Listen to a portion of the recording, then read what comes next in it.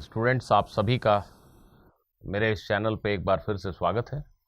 आज के इस वीडियो में हम ग्राफ बेस्ड प्रॉब्लम्स को करना सीखेंगे।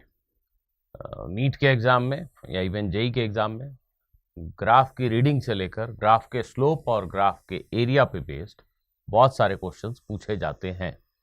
तो उन सभी क्वेश्चंस को हम आसानी से कर पाएंगे इस वीडियो के अंत तक। तो शुरू से लेकर अंत तक पूरे वीडियो को ध्यान से देखना है। आइए समझते हैं एक एक जरूरी पॉइंट्स को। सबसे पहली चीज, you all know what exactly is a straight line. In mathematics if a quantity y depends on x linearly, which means the relationship between x and y happens to be of this form, where a, b and c are any number, positive or negative. So if relationship between x and y happens to be of this form, we say that x and y are linearly related. I can express x in terms of y, I can also express y in terms of x. I mean, you can write this equation as by is equal to minus ax plus c, something like this, and y can be written as minus something like this. I have made a mistake in the first step itself. It will be minus c, so sorry. So the point is, if relationship between x and y is of this form, then y and x are said to be linearly related to one another, and a graph between y and x is always a straight line in such cases. A graph between y and x is always a straight line whenever relationship between x and y happens to be of this form. A simple example is, if you drop a ball from some height, just release a ball from some height, after time t, what is its velocity? I hope all of you do know that velocity in uniform acceleration motion is given by v is equal to u plus at. So if you have dropped the ball with zero initial velocity, u is 0, acceleration all of you know is g, so v is nothing but g into t. And in case you have thrown the ball downward, let us say you have not just dropped the ball, rather you have given it a downward velocity, initial velocity u, then after time t, its velocity will be u plus gt. G is the acceleration due to gravity. In both the cases, v is a linear function of t. इस equation में जो y है उसकी जगह पे यहाँ v है, ऐसा समझ लो, y की जगह पे v है, और y जैसे x पे डिपेंड कर रहा था, x बदलने से y बदल रहा था, x इंडिपेंडेंट वेरिएबल था, y डिपेंडेंट वेरिएबल था, वैसे ही यहाँ टाइम इंडिपेंडेंट वेरिएबल है और v डिपेंडेंट वेरिएबल है।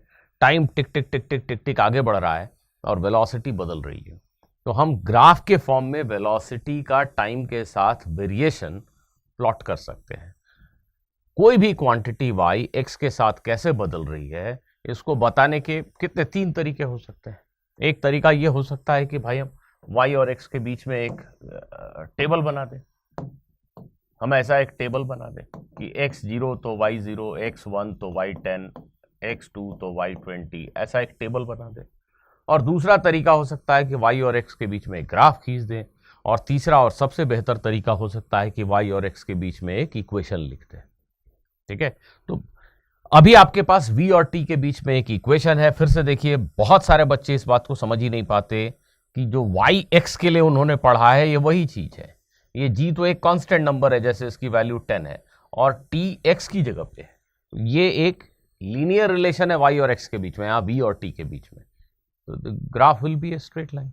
Here also, if the initial downward velocity is 20, then u is a constant number, it is 20. G is a constant number, t is the independent variable. So again, VT graph is of same form. It is a linear relationship, and the graph will be a straight line. What is difference between these two straight lines? Actually, when the equation happens to be of this form, something like this, y is some constant into x, that's all. if the equation happens to be of this form, then the yx graph is always a straight line passing through the origin. That means in the first case, when you have given zero velocity to the ball, if you draw vt graph, velocity time graph, if this is v axis and this is t axis, then vt graph will be a line passing through the origin. Whereas in the second case, when initial velocity is not zero, the equation is not of this form. Equation is basically of this form: y is equal to ax plus some constant c, 20 is c, constant c. When equation is of this form, then the relationship is linear, graph will be a straight line, but it will not be passing through origin. So in this particular case, your graph might look like this. So sorry, just a minute. Your graph might look like this. Your graph might look like this. This is the vt graph if the equation is of this form: y is equal to ax plus c. If there is some constant here, in that case, the graph will not pass through the origin. That is the point I am making. If this is the situation, when graph is passing through origin, we say that quantity y is directly proportional to x. The students, please do remember, in this case, we cannot say that velocity is directly proportional to time. I cannot say y is directly proportional to x here, but in this case, we can say y is proportional to x, v is proportional to t. There is a very subtle difference. Please note that. Only in this case we will see that we will say that v is directly proportional to t. In that case, v is linearly varying with t, but it is not directly proportional to t. Please do remember this important thing. Now, slope of a straight line, slope of a graph is very vital when it comes to studying physics. What is meaning of slope of a straight line? Now, we can have these types of straight line graphs in different situations. There may be a straight line that is like this, y versus x graph.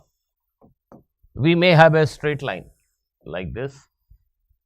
We may have a straight line like this, and we may have a straight line like this.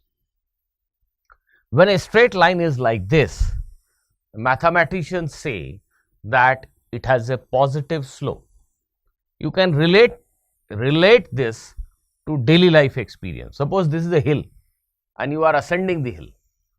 X is increasing, you are moving in this direction, you are going up the hill. So you feel a slope, right? So we say that this line has positive slope. Yes, we are feeling the slope. Whereas if a line is going like this, that means with increasing x the y is decreasing. Then when you are walking on this slope, you are not going uphill, you are going downhill. ये फिसल पट्टी जैसा है, फिसलन जैसा. आप यहाँ इस स्लाइड पे मजे ले सकते हो, ऐसे नीचे जा सकते हो. In such cases, we say that straight line has negative slope. So this graph has negative slope, this graph has positive slope, and in this particular case, when the line is flat parallel to x-axis, फिर से अगर मैं इसको सोचूं कि ये एक land form है और इस पे मुझे दौड़ना है, तो I don't feel any slope. We say that slope is 0 here. And what about this case? This is the maximum slope that we can encounter in our life. It is a vertical wall. Can anybody climb on this wall? Nobody except for Spider-Man or superhumans like them. So mathematicians say that this line has 0 slope. Slope is often represented by letter m in mathematics. Slope of this line is 0. And for this particular line, the slope is basically undefined, very large. Well, I can call it infinity. The slope of this line is infinite, very large slope. Slope of this line is positive, and slope of such a line is negative, less than 0. Mathematically, I have to assign a number to slope. कितना बड़ा slope है ये बताने के लिए मुझे एक number देने की जरूरत है. फॉर एग्जाम्पल, या इसी के पास में अगर मैं एक लाइन ऐसी बना दूं, so visually we understand that this line has higher slope than this line. This is a gentle चढ़ाई, इजंट इट? थोड़ी मामूली सी चढ़ाई है, आप इस पे दौड़ सकते हो. इस पे चढ़ने में थोड़ी ऐसे होने लगेगी, This is much steeper climb. So in a sense, this line has got higher slope. How do mathematicians define slope? In a very simple way. They consider this angle, they measure this angle, the angle that the line is making with positive x direction. You measure this angle and take tan of that angle. Tan of theta is known as slope of the line. Tan of theta is known as slope of the line. And students, if you do not know, please remember tan 0 degree is 0, and when you increase the angle, as the angle increases from 0 to 90, value of tan theta goes on increasing. At 90 degree, actually tan 90 degree becomes undefined, it is very large, infinite you can call it. So as the line tilts this way, its slope is increasing. In reality, real life feeling, we say that slope is increasing, and in mathematical definition also, the value of m is increasing. So as the line tilts like this, real feeling of slope, steepness increases, and so does the mathematical value of slope. Slope also increases. It is 0 here.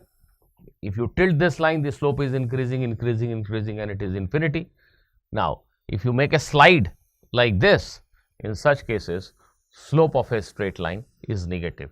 In these cases, in these type of situations, you should write slope like this. You should read this angle, the angle that the line makes with negative x direction. Read this angle and say that minus tan theta is slope. Okay, this works fine. Actually, mathematics people always measure this angle, the angle that the line makes with positive x direction. Tan of that angle, it is same as minus of tan theta. So just to keep it simple, you can say that for all negatively sloped line, I will write slope as minus of tan theta. Higher the slope, it simply means higher the slope, steeper is the line. Even if it is a negatively sloped line, we just need to look at the magnitude.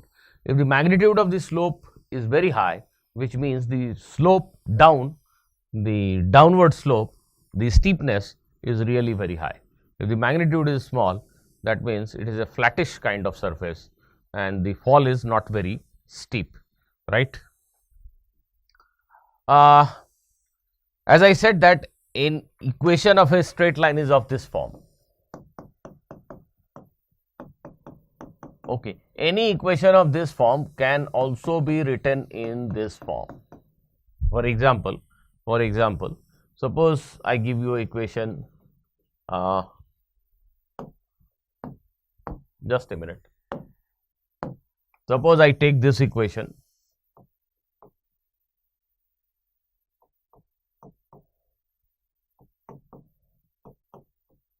This is the equation.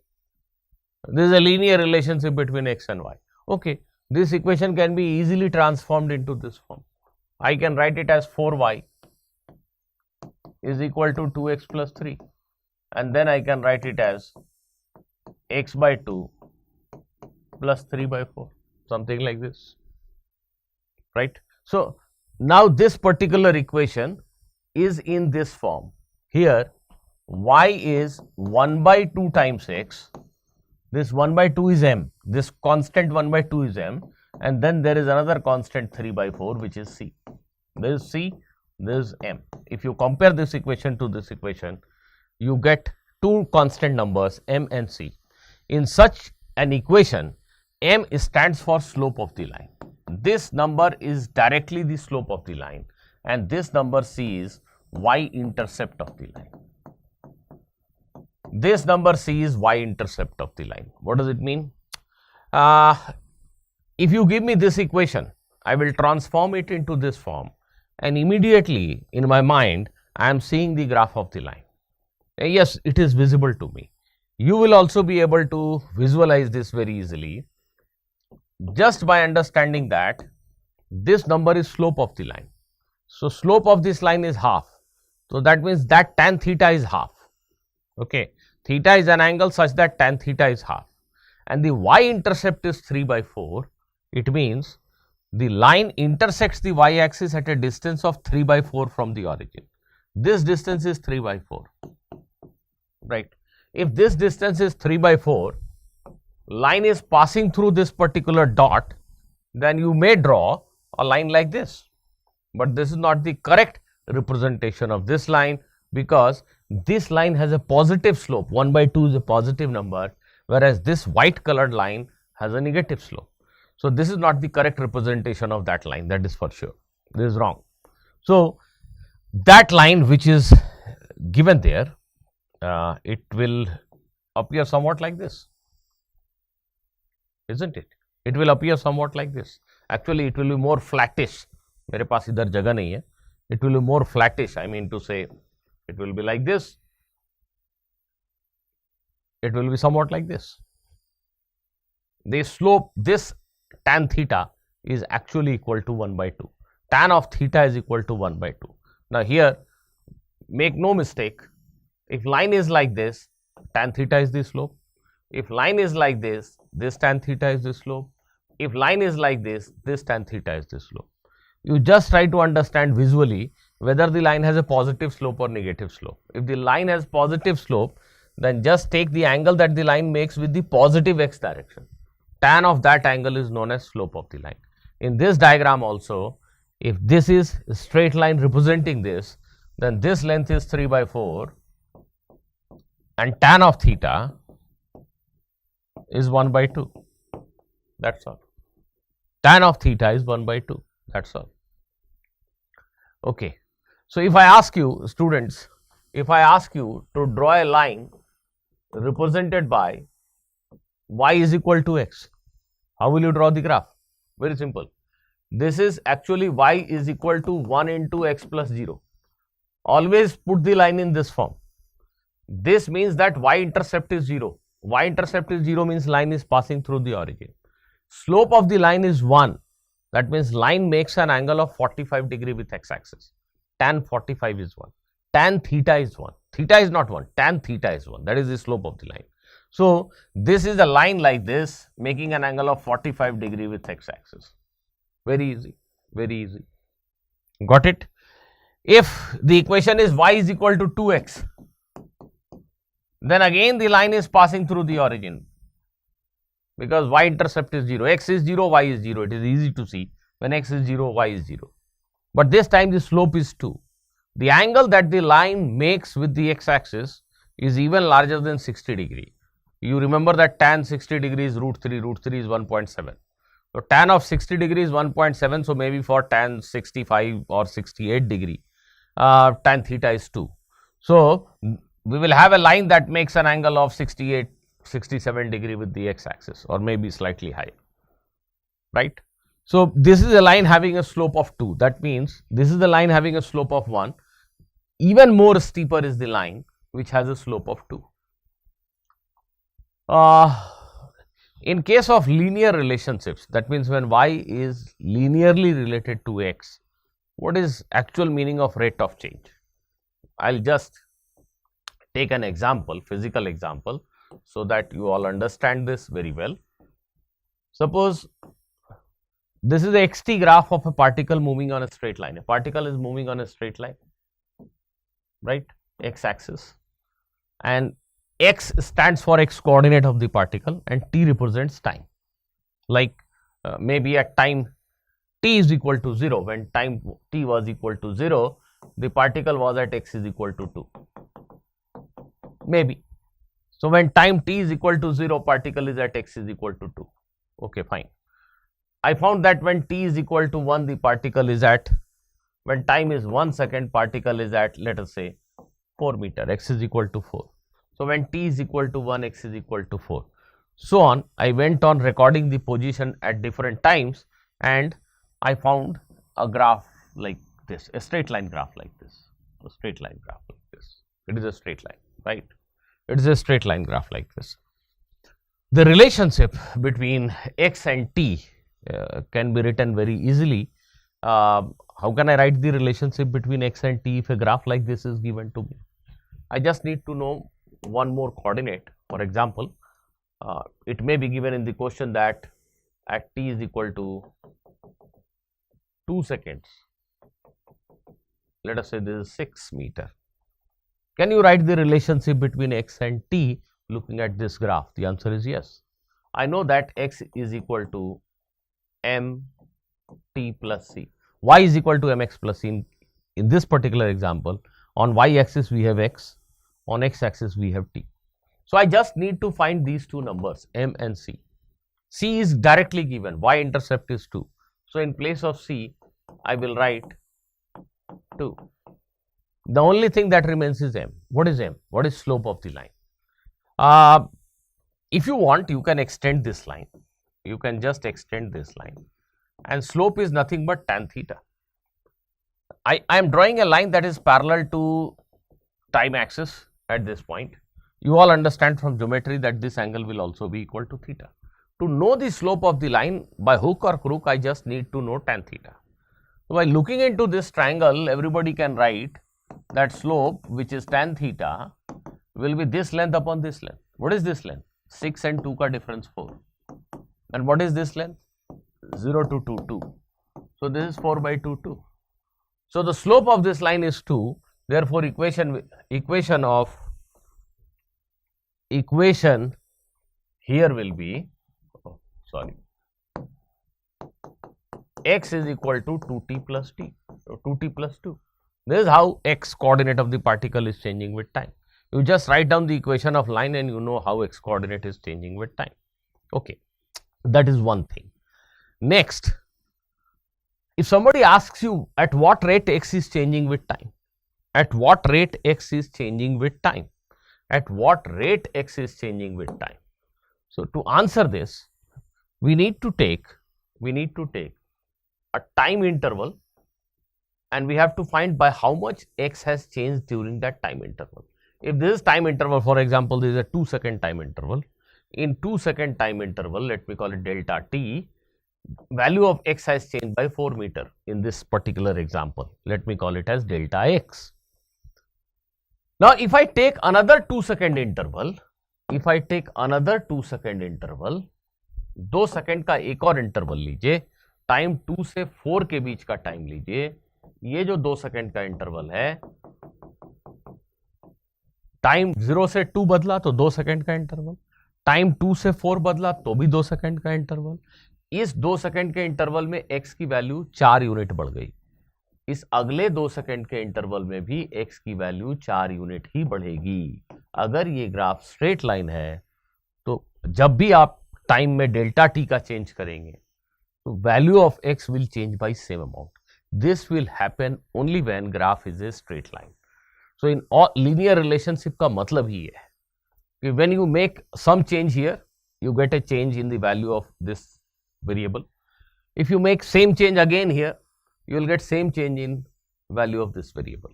If the relationship between x and t is a linear relation, straight line relation, it simply means for equal changes in value of independent variable, you will get same change in the value of dependent variable, right? Then only graph will be a straight line. And the rate that at which x is changing with t, it is simply delta x by delta t. Now, how large should we take this delta t? In case of linear relation, it doesn't matter. You can take any value of delta t. आप delta t बहुत छोटा भी ले सकते हो कि इतने छोटे टाइम में x कितना बदला, delta x by delta t. आप बड़ा delta t भी ले सकते हो. In case of linear relation, गलत होने की कोई गुंजाइश ही नहीं है. There is only one rate of change. जब भी x और t का ग्राफ या y और x का ग्राफ एक स्ट्रेट लाइन है, इट सिंपली मीन्स कि ये क्वांटिटी इसके साथ एक यूनिफॉर्म रेट से बदल रही है, एक कांस्टेंट रेट से बदल रही है. हर 1 सेकंड में या हर 2 सेकंड में जो पार्टिकल का पोजीशन है वो सेम अमाउंट से बदलता है. And that rate of change of X with respect to time, rate of change of X, rate of change of X with respect to time is actually defined as delta x by delta t. Okay, it is delta x by delta t, change in x divided by corresponding change in time. And in case of linear relationship, delta t can be as small or as large as you please. It makes no difference at all. It makes no difference at all. So rate of change of x with respect to time or rate of change of y with respect to x, when relationship is linear, is simply change in y by change in x. There is no chance of any mistake. जैसे किसी ने आपको पढ़ा दिया है कि rate of change of position with respect to time is velocity. आपने पढ़ा ऐसा rate of change of position with respect to time is velocity. तो जब x और t का ग्राफ एक सीधी लाइन है, गौर से सुनिए, जब x और t का ग्राफ एक सीधी लाइन है, rate of change of x with respect to time, इसको हम वेलोसिटी कहते हैं। और मैं कह रहा हूं कि जब ग्राफ एक सीधी लाइन है तो ये रेट ऑफ चेंज कांस्टेंट होता है, इसकी एक ही वैल्यू होती है। हम सीधी लाइन का मतलब ये है कि हम जब भी एक सर्टेन अमाउंट से चेंज यहां करेंगे, we will get same change here. एक स्ट्रेट लाइन का मतलब rate of change of X with respect to T constant है, मतलब वेलोसिटी कांस्टेंट है। तो अगर एक्स टी ग्राफ सीधी लाइन है, वेलोसिटी कांस्टेंट है। और बच्चों सभी समझते हो तुम लोग कि delta X by delta T है क्या चीज, एक्चुअली tan थीटा है। तो ये एक्स टी ग्राफ की जो स्लोप है वही वेलोसिटी है। ये delta X by delta T और कुछ नहीं बल्कि tan थीटा है, और ये tan थीटा और कुछ नहीं बल्कि स्लोप ऑफ द ग्राफ है। तो हमें यहां से समझ में आ गया कि slope of x versus T graph is velocity. पढ़ाया क्या गया, फिजिक्स के टीचर ने क्या पढ़ाया कि बच्चों याद करो, rate of change of X with respect to time is velocity. ठीक है, हमने उसका मीनिंग समझा delta X by delta T, but I am talking about case when X T graph is a linear graph. So delta x by delta t is nothing but slope of the graph. It is nothing but tan theta. So by some means, if I find tan theta, that is the velocity. Similarly, if the same graph is a velocity time graph, if somebody tells you that this same graph, white graph, is a velocity time graph, then rate of change of velocity with respect to time is defined as acceleration. Rate of change of velocity with respect to time is defined as acceleration. So now in the same graph, change in this will become change in velocity, because this is velocity. Change in velocity by change in time, there is acceleration. And when the graph is a straight line, the slope, acceleration, has got one value only. Everywhere the acceleration is same. When graph is a straight line, which means rate of change of velocity with respect to time is constant, it is equal to slope of this graph. Now this tan theta is nothing but acceleration of the particle. When you have linear relationship, there is one more important aspect which, if you know, can make many of the questions easier. If y is a quantity that is linearly changing with x, then if somebody asks you what is average value of y when x changes from x1 to x2. Suppose when x is x1, value of y is y1. When x is x2, value of y is y2. What I am going to say is valid only when y and x have linear relationship. Y changes linearly with x. In all such cases, the average value of y can be written as y1 plus y2 by 2. So students, be very clear. This is right only when relationship is linear. y1 plus y2 by 2 will directly give you the average value of y. If, for example, a particle that is moving with constant acceleration, consider a particle that is moving with constant acceleration, right? Suppose you have got velocity time graph of such a particle. Velocity time graph of such a particle will be like this, because the same example, if you drop a ball from here and let us say you impart some downward velocity, the velocity in downward direction that you impart is, let us say, 5 meter per second. V is equal to 5 plus gt. U is 5, acceleration is 10. So Vt is a linear relationship. Vt graph will be a straight line like this. This is y intercept. Graph will start from here. When time is 0, initial velocity is 5. Everything appears fine. If somebody asks you what is average velocity of the particle in 3 seconds, what is average velocity in 3 seconds? So what I can do is, at t is equal to 3 seconds, I will find out the velocity, whether it is directly given in the graph or maybe the equation is known to me. So I can find the velocity at t is equal to 3 seconds, it is 35, right? 35 meter per second. So if somebody asks me what is average velocity in the interval 0 to 3, what is average velocity in the interval 0 to 3, I can straight away write u, that is initial velocity v1 5 plus 35 divided by 2, 20 metre per second. जी हाँ, 3 second में जो average velocity होगी it will be 20 metre per second. Actually आप में से बहुत से लोगों ने पढ़ा होगा कि average velocity is displacement upon time. So the displacement upon time, displacement is obtained by area of this graph, ऐसा हम आगे पढ़ेंगे। तो if you do that calculation you will get the same answer. But what I am trying to tell you is, if the relationship between y and x is linear, then average value can be calculated very easily. You just need to know this value and this value and add them, divide by 2. That is the average value. So this is the average velocity in this particular case. This is valid only when the relationship is linear.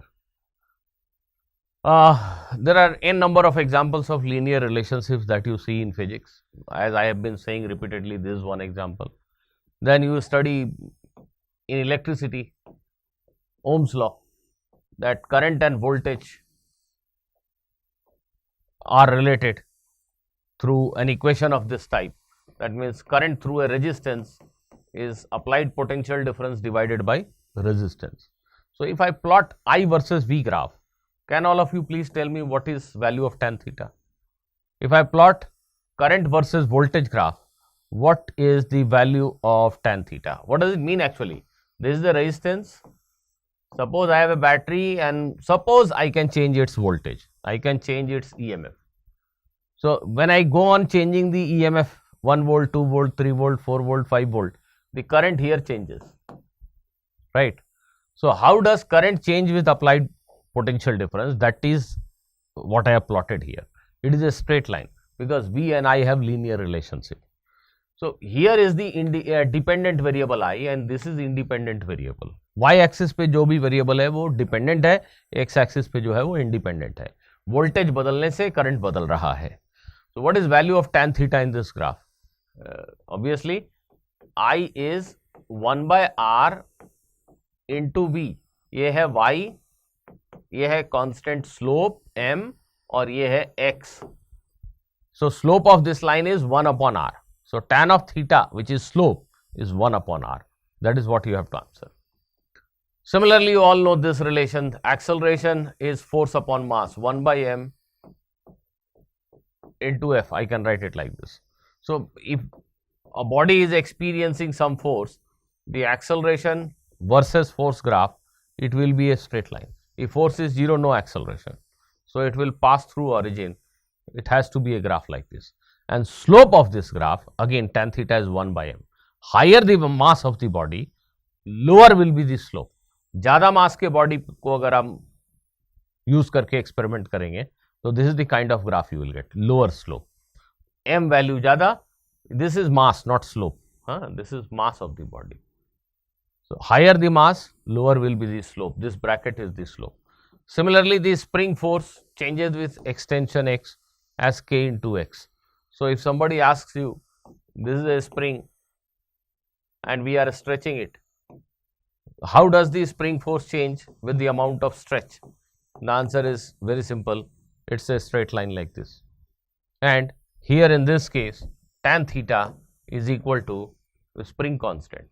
So if fx graph for a spring is given, be sure spring constant has been given. You can find the slope by getting the value of tan theta and that is the value of spring constant. So maybe there is a question like that. Now here is your first question based on what I have told you till now. Position time graph for a particle moving on x axis has been shown. A particle is moving on x axis. And I am amazed to see that many of you do believe that, looking at graphs, you people start believing that there is something which is moving like this. No, no, no, it is a graph. The particle is moving on x axis only. It's going like this. This graph only tells us that at t is equal to 0, x coordinate of the particle is 4. Then the particle is moving and at t is equal to 2 seconds, the x coordinate is 0. At t is equal to 2 seconds, t 0 पे ये यहाँ था x 4 पे और t is equal to 2 second पे ये x 0 पे आ गया. This is what the graph is telling you. At t is equal to 4, it is at x is equal to -4, यहाँ कहीं आ गया, so on so forth. Particle is moving on a straight line, right? X axis. It's not going this way. So this is position time graph. Find the displacement in first 2 seconds of motion. The question says find the displacement of the particle in first 2 seconds of motion. First 2 seconds of motion में displacement बताइए particle का. आप सभी लोग शायद बता पाएंगे. It is a question based on ability to read the graph. You don't have to do anything. Basically you should know how to read the graph. That's all. x is equal to 2 पे displacement बताइए first 2 seconds of motion. बच्चों यहां हमें graph को पढ़ना है. t 0 पे particle कहां था? x 4 पे. t is equal to 2 second पे पार्टिकल कहां है? जब t 2 है तो x की वैल्यू क्या है? 0. ये इनिशियल पोजीशन है, ये फाइनल पोजीशन है. इनिशियल से फाइनल पोजीशन को जोड़ने वाला वेक्टर ये डिस्प्लेसमेंट कहलाता है. तो डिस्प्लेसमेंट निगेटिव x डायरेक्शन में हुआ और उसका मैग्नीट्यूड 2 है. तो हम कहते हैं डिस्प्लेसमेंट डेल्टा x लिख दे रहा हूं is -2 metre. Minus sign indicate कर रहा है that displacement has happened in negative x direction. What is speed at t is equal to 3 second? Important, very important. What is speed at t is equal to 3 seconds? So well, most probably you all understand by now that velocity is slope of xt graph. In case of linear graph, slope has got only one value. This is a straight line. So from 0 to 4 seconds, I should say for 0 to 4 seconds, the particle is having just one velocity. For 0 to 4 seconds, particle has a fixed velocity because xt graph is a straight line and slope of that graph, rate of change of x with respect to time, that is velocity. And when it is a straight line graph, the slope of the straight line is the rate of change, right? So this xt graph is a straight line from 0 to 4 seconds. It has got only one slope. It has got only one value of slope. आप यहां फिसल पट्टी पे जाओ, यहां जाओ या यहां जाओ, एक ही जैसी फीलिंग है. The slope is not changing. So velocity is slope of xt graph. Right? चलो कैलकुलेट करो स्लोप ऑफ xt ग्राफ. सबसे पहली बात, ये xt ग्राफ फिसल पट्टी, ये स्लाइड है, तो ये नेगेटिव स्लोप वाली लाइन है. तो हम ये एंगल मार्क कर देते हैं थीटा. tan थीटा कैसे लिखेंगे? देखिए इस ट्रायंगल में 4/2. 4/2 मतलब 2.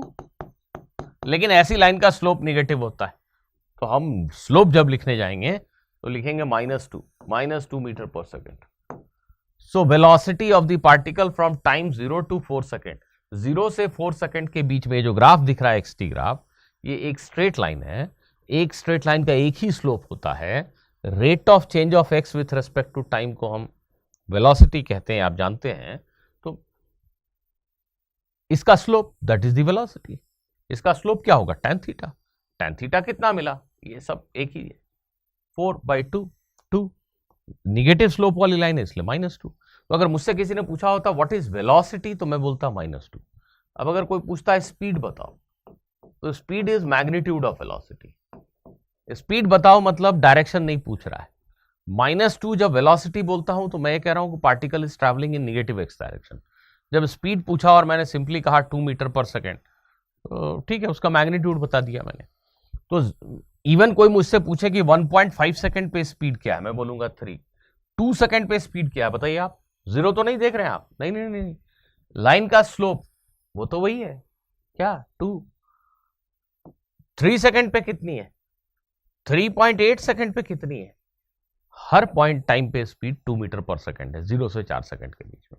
सो what is speed at 3 second? Answer है 2 मीटर पर सेकेंड.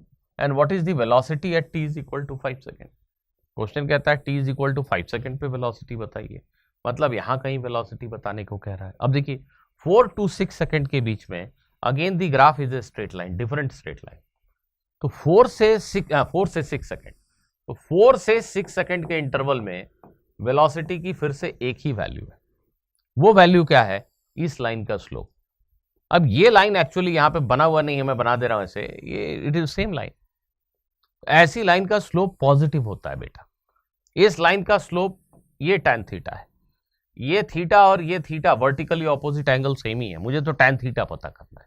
तो tan थीटा पता करने के लिए ये ट्रायंगल को देखना काफी है। ये लेंथ कितनी है 4, -4 मत लिखिए, 4 लिखिए, 4 लिखिए, 4 यूनिट लेंथ, और ये लेंथ लिखिए 2, 4/2, so again it is 2, 4/2. Now this time it is positive because slope of such a line is taken as positive.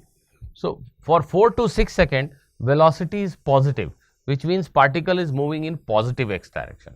इस बात का मतलब ये हुआ कि t is equal to 4 second पे पार्टिकल ने यू टर्न लिया है। देखिए टाइम 0 से लेकर 4 सेकेंड तक पार्टिकल निगेटिव एक्स डायरेक्शन में जा रहा था।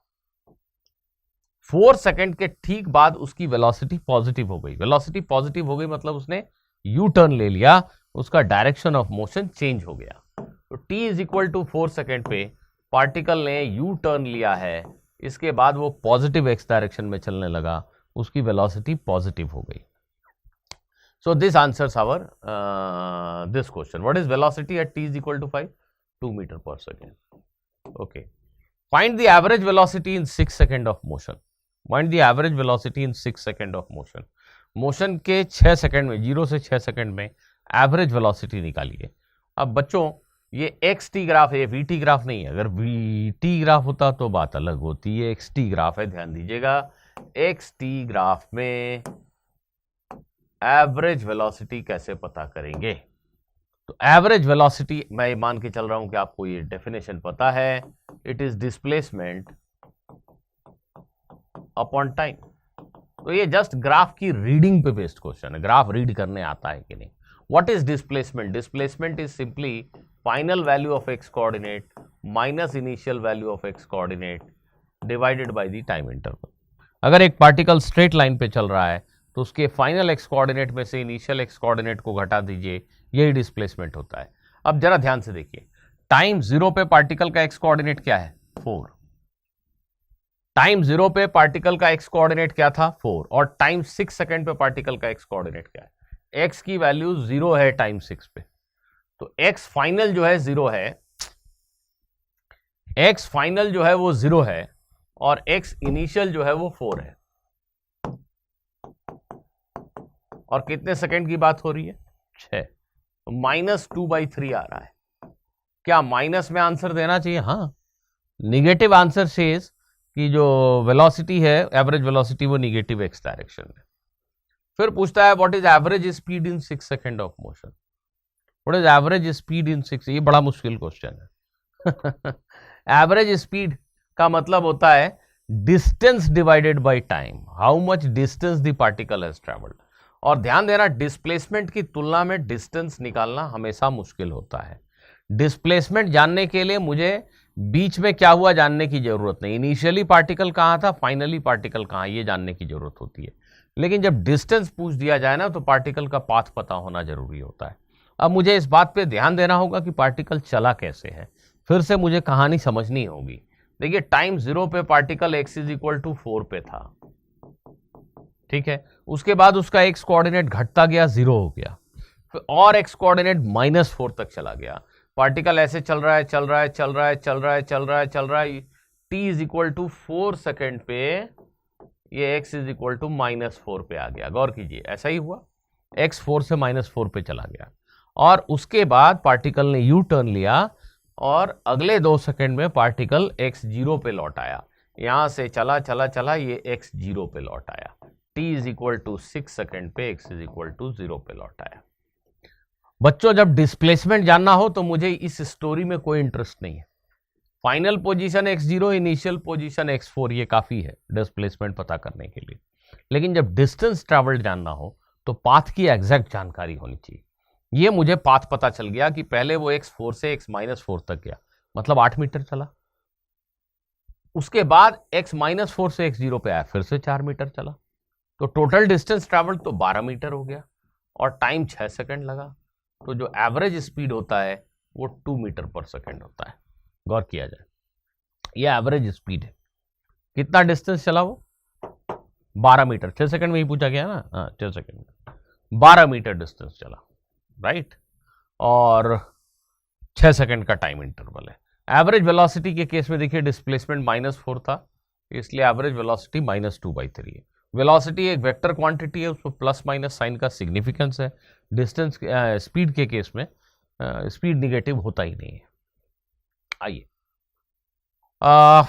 एक और ऐसा ग्राफ ज़्यादा बेहतर समझने के लिए चीज़ों को हम ले लेते हैं। अभी मैं सिर्फ लीनियर ग्राफ के बारे में बात कर रहा हूं। अगर आपने गौर किया हो, मान लीजिए एक क्वेश्चन ऐसा आपसे पूछा जाता है, एक बॉल को मान लो 20 मीटर की हाइट से फ्लोर के ऊपर गिरा दिया गया। ये 20 मीटर की हाइट, ठीक है। बॉल फर्श से टकराती है और जिस स्पीड से टकराई उसके आधे स्पीड से रिबाउंड करती है। 0.5 को, हाफ को इस केस में एक्चुअली कोएफिशिएंट ऑफ रेस्टिट्यूशन कह सकते हैं।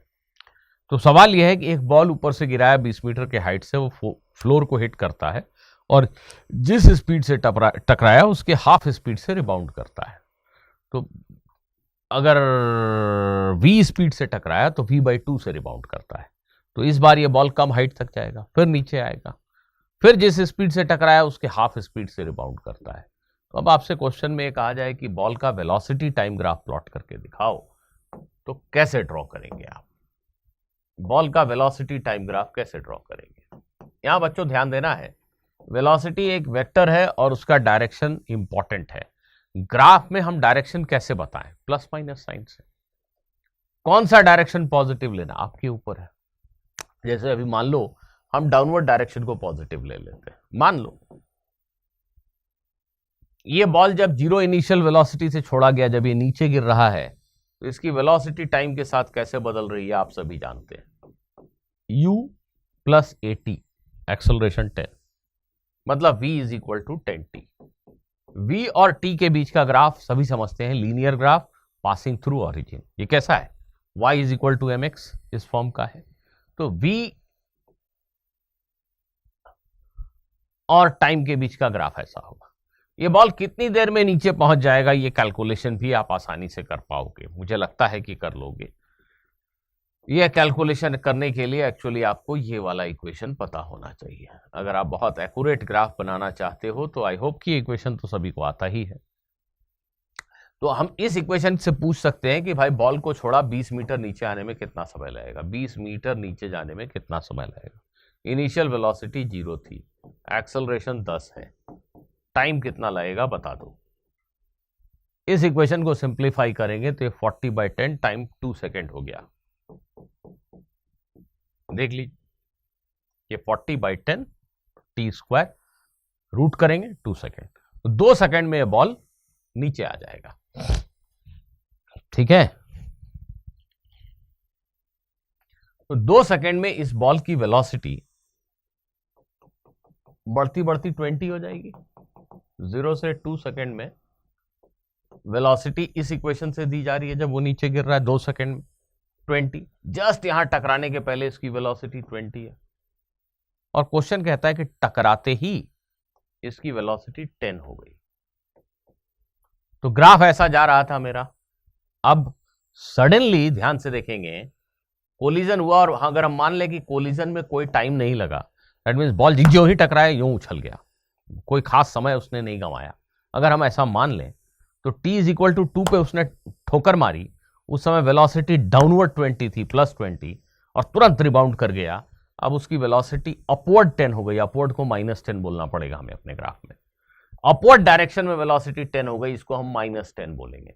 तो t = 2 सेकेंड के ठीक पहले वेलोसिटी +20 और t = 2 सेकेंड के ठीक बाद जो वेलोसिटी है वो -10 हो गई। बच्चों ध्यान दीजिए, और अब ये 10 की वेलोसिटी से ऊपर चला, इसकी वेलोसिटी घटने लगेगी। अब मैं ऐसे इक्वेशन नहीं लिख रहा हूं, आप समझते हैं, लीनियर इक्वेशन ही है, तो वेलोसिटी का वेरिएशन टाइम के साथ इसमें लीनियर ही होगा, क्योंकि एक्सेलरेशन कांस्टेंट है। तो अब ये 10 की स्पीड से चला, वेलोसिटी घटती घटती घटती घटती 0 हो जाएगी। आप कैलकुलेट कर लो, 1 सेकेंड में 0 हो जाएगी। तो अगले 1 सेकेंड में इसकी वेलोसिटी 0 हो जाएगी। तो t = 3 सेकेंड पे इसकी वेलोसिटी जो है वो 0 हो जाएगी। दूसरी इंपॉर्टेंट बात, हम ऐसे भी सोच सकते हैं कि बॉल नीचे जाए या ऊपर जाए, उसकी जो एक्सेलरेशन है, उसका एक्सेलरेशन कांस्टेंट है। एक्सेलरेशन तो डाउनवर्ड डायरेक्शन में, डाउनवर्ड जिसको पॉजिटिव माना है, डाउनवर्ड डायरेक्शन में जी के बराबर है, 10 के बराबर है। दैट मीन्स वीटी ग्राफ का स्लोप हर समय +10 ही होगा। ये जो ग्राफ का स्लोप है, tan थीटा की वैल्यू क्या है? आंसर है 20/2, 10। ये जो लाइन आपने बनाई है, अगर ये लाइन 1 मिनट के लिए मैं ऐसे बना दूं, 1 मिनट के लिए अभी ऐसे बना दूं, तो ये tan थीटा, यही इस लाइन की स्लोप है। ये tan थीटा किसके बराबर है? 10/1, 10। ये दोनों लाइन अगर बराबर स्लोप वाली लाइन है तो बच्चों याद रखना, ये एक दूसरे के पैरेलल है। बराबर स्लोप वाली लाइन हमेशा एक दूसरे के पैरेलल होती है। tan थीटा सेम है तो लाइन एक दूसरे के पैरेलल होगी। तो ये बॉल यूं ऊपर चला, इसकी वेलोसिटी 0 हो गई। अब ये ध्यान दीजिए, अब यहां पहुंचकर ये नीचे गिरने लगेगा। तो जब नीचे चला तो इसकी वेलोसिटी पॉजिटिव हो गई। अब वो पॉजिटिव 1 2 3 4 5 6 7 8 9 10 तक बढ़ेगा। तो ये जो ग्राफ चल रहा है ना, ये ऐसे ही चलता चला जाएगा, 10 तक जाएगा, ये +10 तक। अब यहां पहुंच के 0 हुआ, अब नीचे चला, नीचे की वेलोसिटी को हम पॉजिटिव बोल रहे हैं। 1 2 3 4 5 6 7 8 9 10। 10 से फेंका था, 10 ही होगा इसकी वेलोसिटी टकराने के ठीक पहले। और टकराने के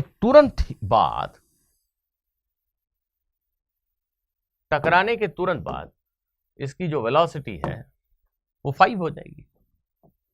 अपवर्ड 5 मतलब -5। तो जैसे ही इसकी कोलिजन हुई, उस समय इसकी वेलोसिटी -5 हो जाएगी, अपवर्ड 5। और ये फिर से आप खुद से सोच के देखो, ये ग्राफ ऐसा चलेगा। तो this is the kind of graph that you will gate. आप थोड़ा और सोच के इसको और बढ़िया से बनाओ, टाइम एक्सिस पे मार्किंग करो। I hope you will be able to understand. The important point is the acceleration remains same whether the ball is going up और down. So the slope of velocity time graph remains same. Slope of velocity time graph is acceleration and it remains same. Now we have been talking about linear graphs till now. What about a curve? What is meaning of slope of a curve? Students, suppose relationship between y and x is not linear.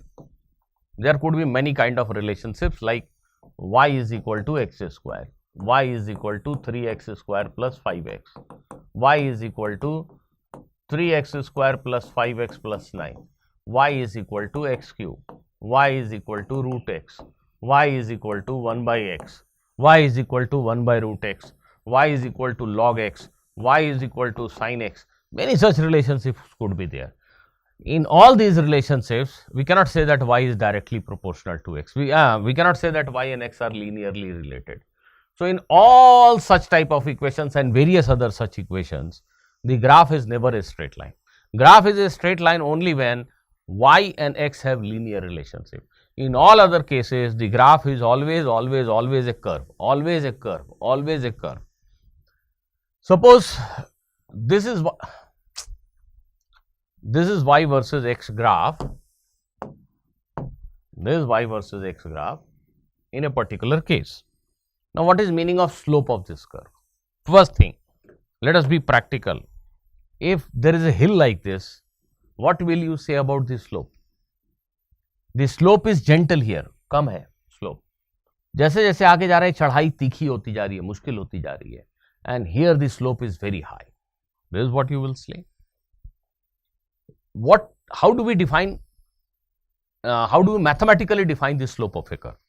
So the first thing that we need to realize is a straight line has a fixed slope, but a curve is something which has got variable slope.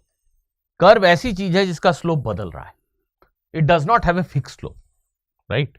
At this particular point, this slope is high, but at this point it is very high.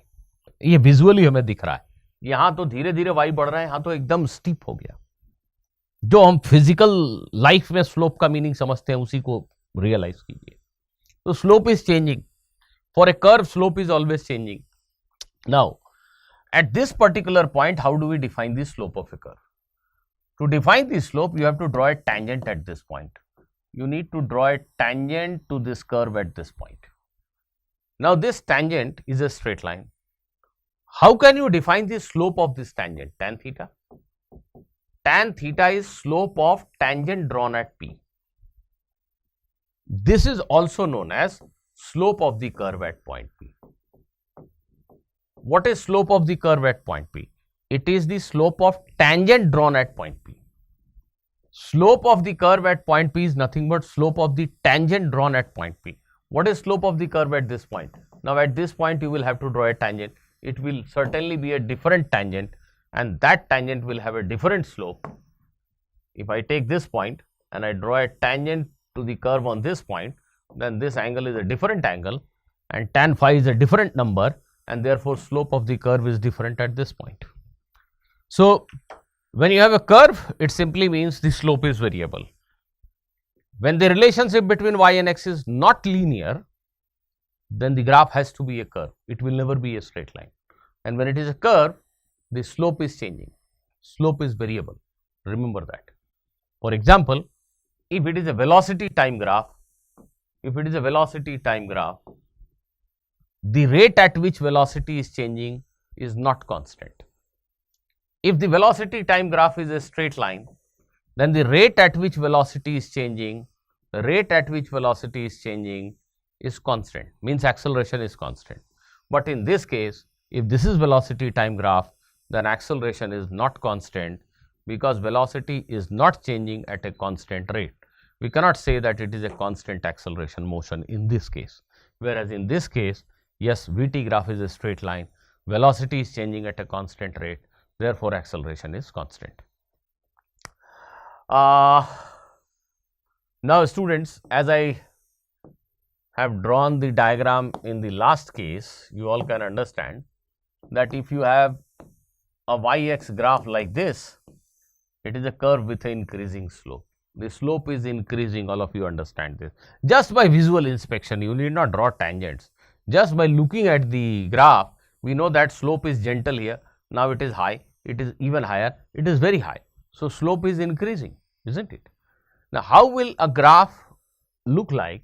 How will a curve look like if its slope is decreasing? Y versus x graph, if its slope is decreasing.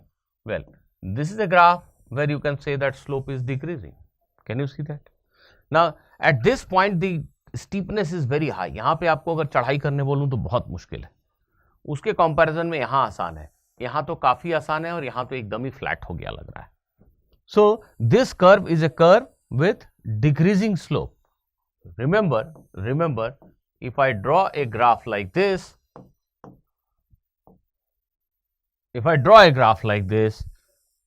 at this point slope is very high, right? At this point slope कुछ कम हो गया, यहाँ और भी कम हो गया, क्योंकि जो टेंजेंट बनाऊंगा ना, अगर यहाँ टेंजेंट बनाऊंगा तो ये ऐसा दिखे. चलिए यहाँ पे टेंजेंट बनाया वो ऐसा दिख रहा है, यहाँ पे टेंजेंट बनाऊंगा तो वो ऐसा दिखेगा. देखिए टेंजेंट जेंटल स्लोप वाला है, लेकिन टॉप पॉइंट पे अगर टेंजेंट बनाऊंगा तो वो तो फ्लैट एक्स एक्सिस के पैरेलल दिखेगा. जी हाँ, ऐसे कर्व में इस पॉइंट पे स्लोप जो है वो जीरो है. जहां स्लोप जीरो है वो टर्निंग पॉइंट है कर्व का. अभी तक वाई बढ़ रहा था, अब वहां से वाई घटने लगा. यहां से यहां तक स्लोप पॉजिटिव था, यहां जीरो हुआ, और अब इस पार्ट में स्लोप जो है वो निगेटिव है. यहाँ पे स्लोप निगेटिव है. स्लोप निगेटिव का मतलब होता है फिसल पट्टी. हम यहाँ बैठ जाएं तो स्लाइड कर रहे हैं नीचे, तो स्ट्रेट लाइन की तरह ही है. But the only thing is कि यहाँ पे कहीं पे भी स्लोप को मैं कांस्टेंट नहीं बता सकता. स्लोप लगातार बदल रहा है. That is the important thing about A curve. Slope is always changing. कुछ इंपॉर्टेंट टाइप के कर्व्स जल्दी से, सबसे इंपॉर्टेंट बेसिकली इसके बारे में डिस्कस कर लेते हैं. Parabola.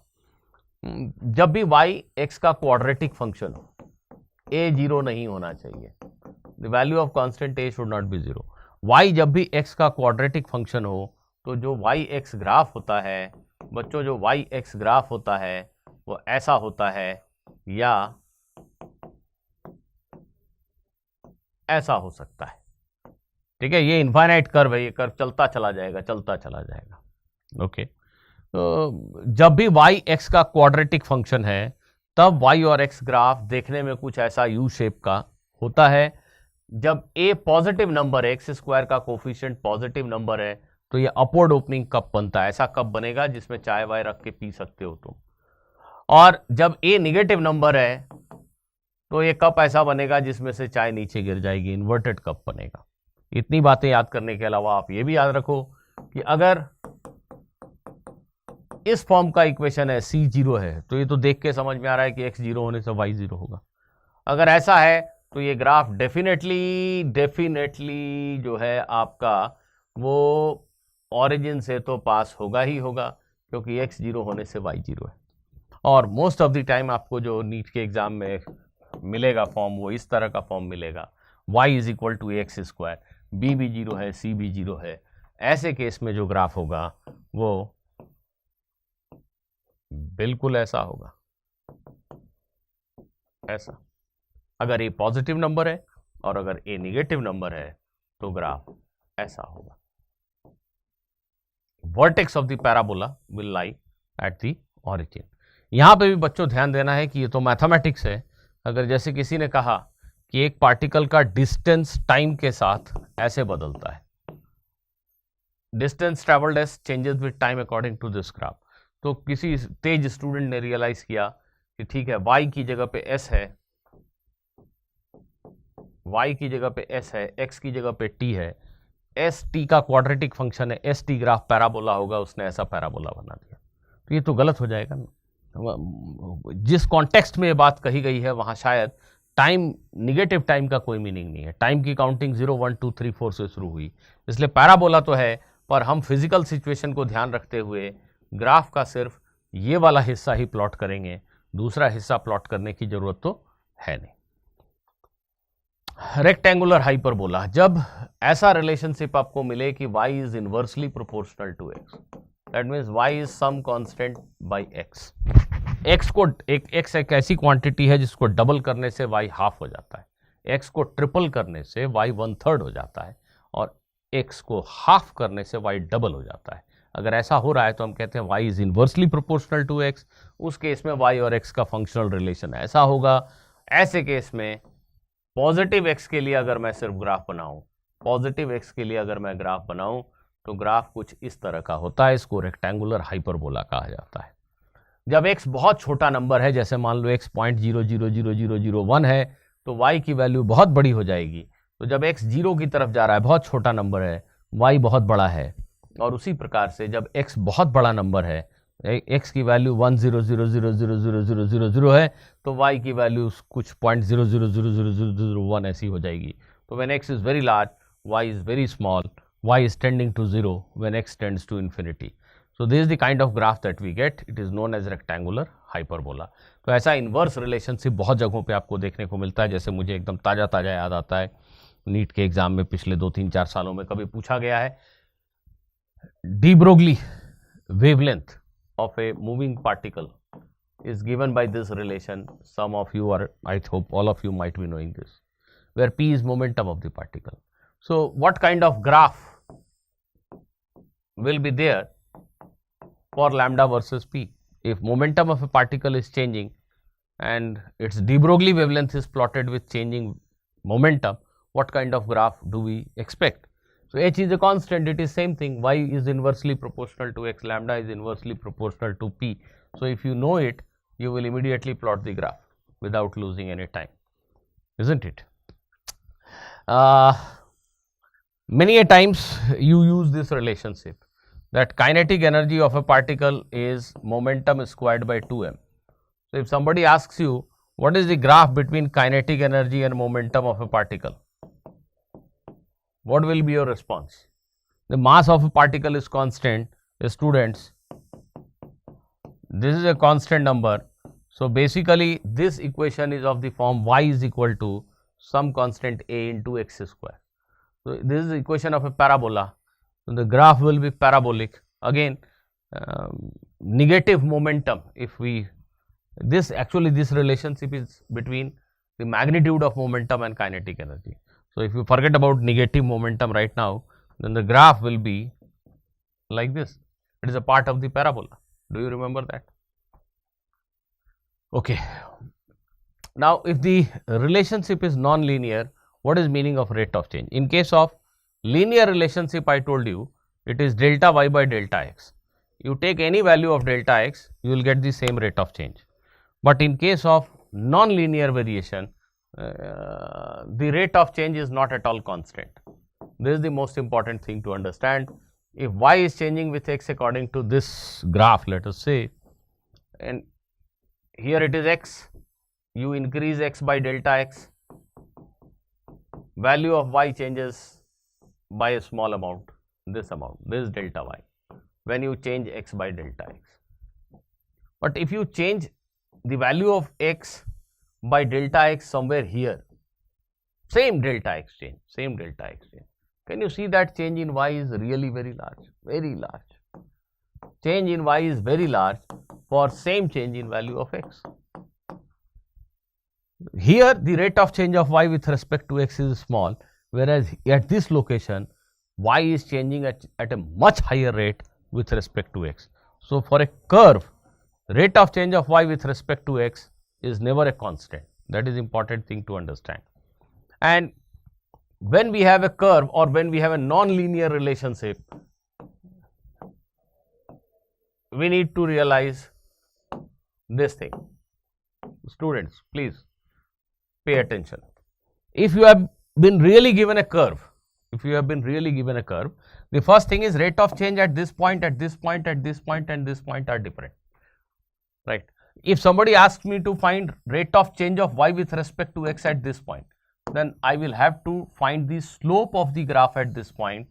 I will have to draw a tangent. I will read this angle tan theta, and tan theta will be called as rate of change of y with respect to x when value of x is, let us say, x1.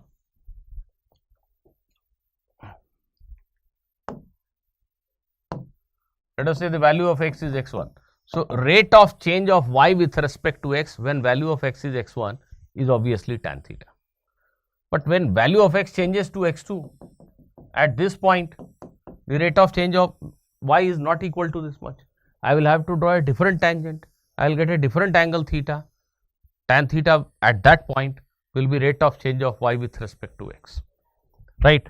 So if graph is given, then for any particular point, to get the rate of change, I need to draw a tangent, I need to record this angle theta, and then I will be able to say tan theta is rate of change of y with respect to x.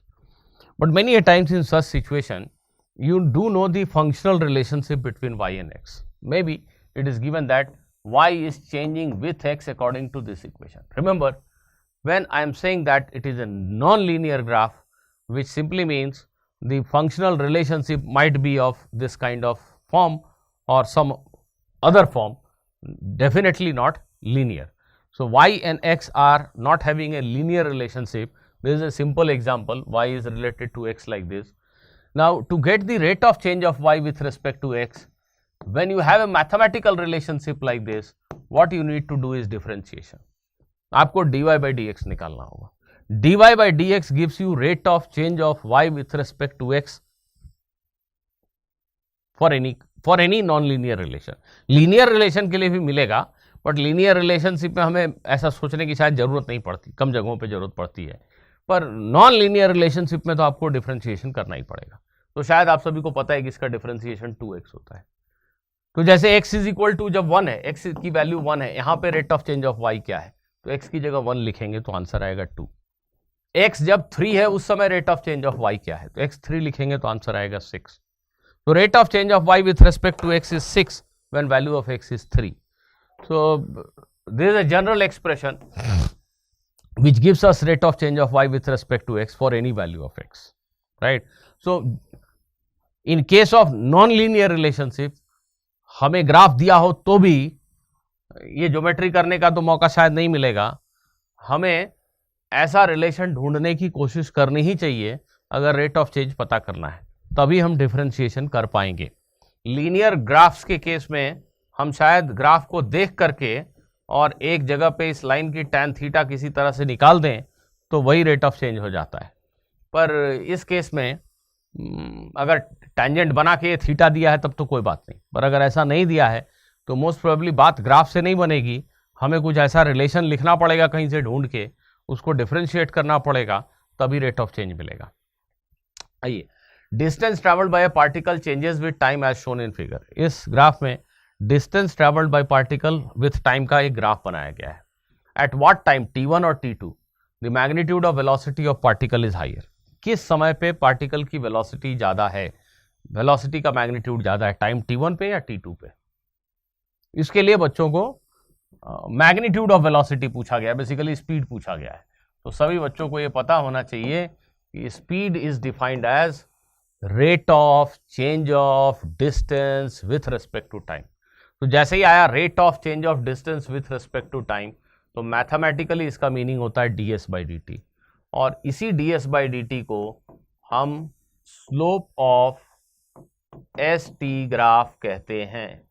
dy/dx is rate of change of y with respect to x, और उसी dy/dx को हम slope of y versus x graph कहते हैं। Very important. तो भाई हम speed के बारे में जानना चाहते हैं, तो स्पीड मतलब ds/dt, पर इस क्वेश्चन में हम क्या ऐसा कोई रिलेशनशिप ढूंढ सकते हैं, क्या s को t के फंक्शन में लिख सकते हैं? ऐसी इंफॉर्मेशन दी नहीं गई है कि हम ऐसा कोई इक्वेशन बना सकें। तो हमें इक्वेशन ढूंढने की चेष्टा नहीं करनी है, हमें ग्राफ से ही रिजल्ट निकालना है। हमसे एक्चुअल मैग्नीट्यूड नहीं पूछा गया, बड़ा या छोटा पूछा गया है। तो बहुत आसान है देखना, ds/dt मतलब स्लोप, यहाँ पे स्लोप सबसे ज्यादा है, स्लोप कम होता जा रहा है, कम होता जा रहा है, कम, यहाँ की तुलना में यहाँ पे स्लोप बहुत ही कम है। यहाँ का जो स्लोप है वही इस पॉइंट पे, इस टाइम पे स्पीड है, यहाँ का जो स्लोप है वही इस टाइम पे स्पीड है। तो नेचुरली यहाँ का स्लोप बड़ा है, यहाँ का छोटा है, तो velocity at time t1 is greater than velocity at time t2, या speed at time t1 is greater than speed at time t2। ये एक पार्टिकल का वेलोसिटी टाइम ग्राफ है जो एक स्ट्रेट लाइन पे चल रहा है। पार्टिकल स्ट्रेट लाइन पे चल रहा है, तो ग्राफ है, ये वाला ग्राफ है, ये ग्राफ है। ठीक है बेटा, आप मुझे बताओ, ये ग्राफ दिया हुआ है, ये ग्राफ बोल्ड वाली लाइन है और कुछ एंगल वैंगल दिए हुए हैं जैसा डायग्राम में दिख रहा है। व्हाट इज एक minute, okay, what is acceleration of the particle at time t is equal to t naught? What is acceleration at time t is equal to t naught? Now all of you must be knowing that acceleration is actually, excuse me,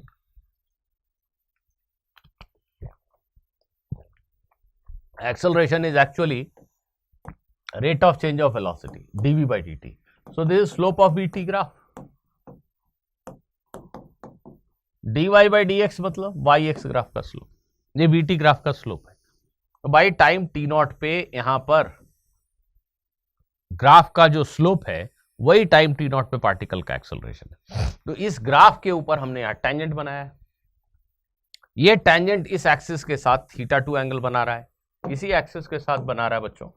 इसको अगर ऐसा आगे बढ़ा देंगे तो भी ये line θ2 ही angle बना रही होगी, है ना। So this θ2 is given to us. तो ये जो लाइन है इसकी स्लोप हम क्या लिखेंगे, tan θ2, ना ना ना ना, माइनस के साथ। ये फिसल पट्टी वाला टेंजेंट, इसका स्लोप निगेटिव है। इस टाइम पे यहां पर ग्राफ का स्लोप निगेटिव है। स्लोप कितना है, -tan θ2। यही इस जगह पर, इस टाइम पर पार्टिकल का एक्सेलरेशन है। कोई पूछेगा टाइम t0 पे एक्सेलरेशन बताइए, तो एक्सेलरेशन dv/dt होता है। अगर ऐसा कोई इक्वेशन लिखा होता तो हम dv/dt डिफरेंशिएशन करते, पर v और t का रिश्ता ऐसे नहीं देखे, ग्राफ के फॉर्म में दिया है। तो dv/dt कैसे मिलेगा, स्लोप से, slope of vt graph. Slope यहां पे कैसे मिलेगा, फिसल पट्टी है, टेंजेंट ड्रॉ किया, फिसल पट्टी है, -tan θ2, यही आंसर है, यही एक्सेलरेशन है। जैसे ये थीटा 45 डिग्री है तो -1, ठीक है, माइनस का मतलब है कि एक्सेलरेशन निगेटिव एक्स डायरेक्शन में। Okay, now can you please tell me what is average acceleration of the particle in the interval 0 to t0?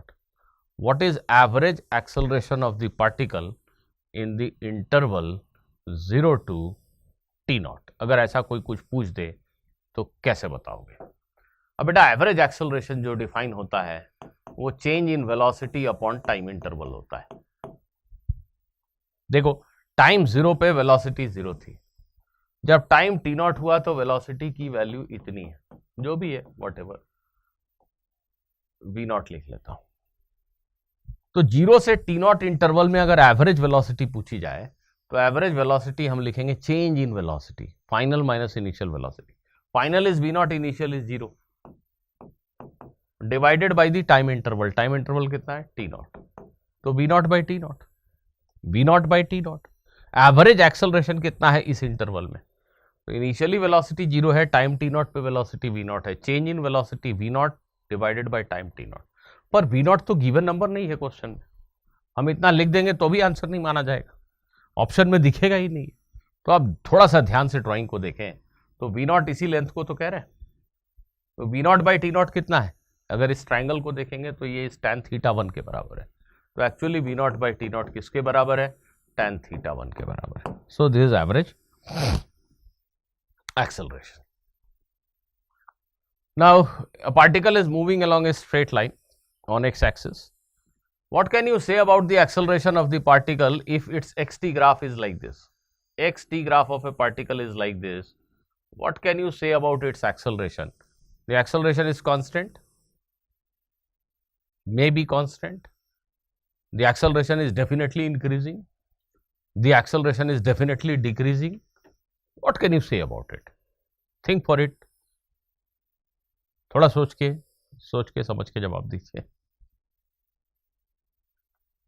देखो बेटा, एक्स टी ग्राफ का स्लोप वेलोसिटी होती है. यहां पे स्लोप बहुत ज्यादा है, मतलब वेलोसिटी जबरदस्त है, बहुत ज्यादा है. लेट अस से 10 है. थोड़ा आगे बढ़े, स्लोप कम हो गया. एक्स टी ग्राफ का स्लोप कम हो गया, मतलब वेलोसिटी कम हो गई. वेलोसिटी 10 थी, अब 8 हो गई. यहां पहुंचे, बहुत स्लोप कम हो गया, वेलोसिटी 3 हो गई. शायद यहां आते आते तो वेलोसिटी मैंने स्लोप 0 ही हो गया. Velocity is decreasing, velocity is decreasing.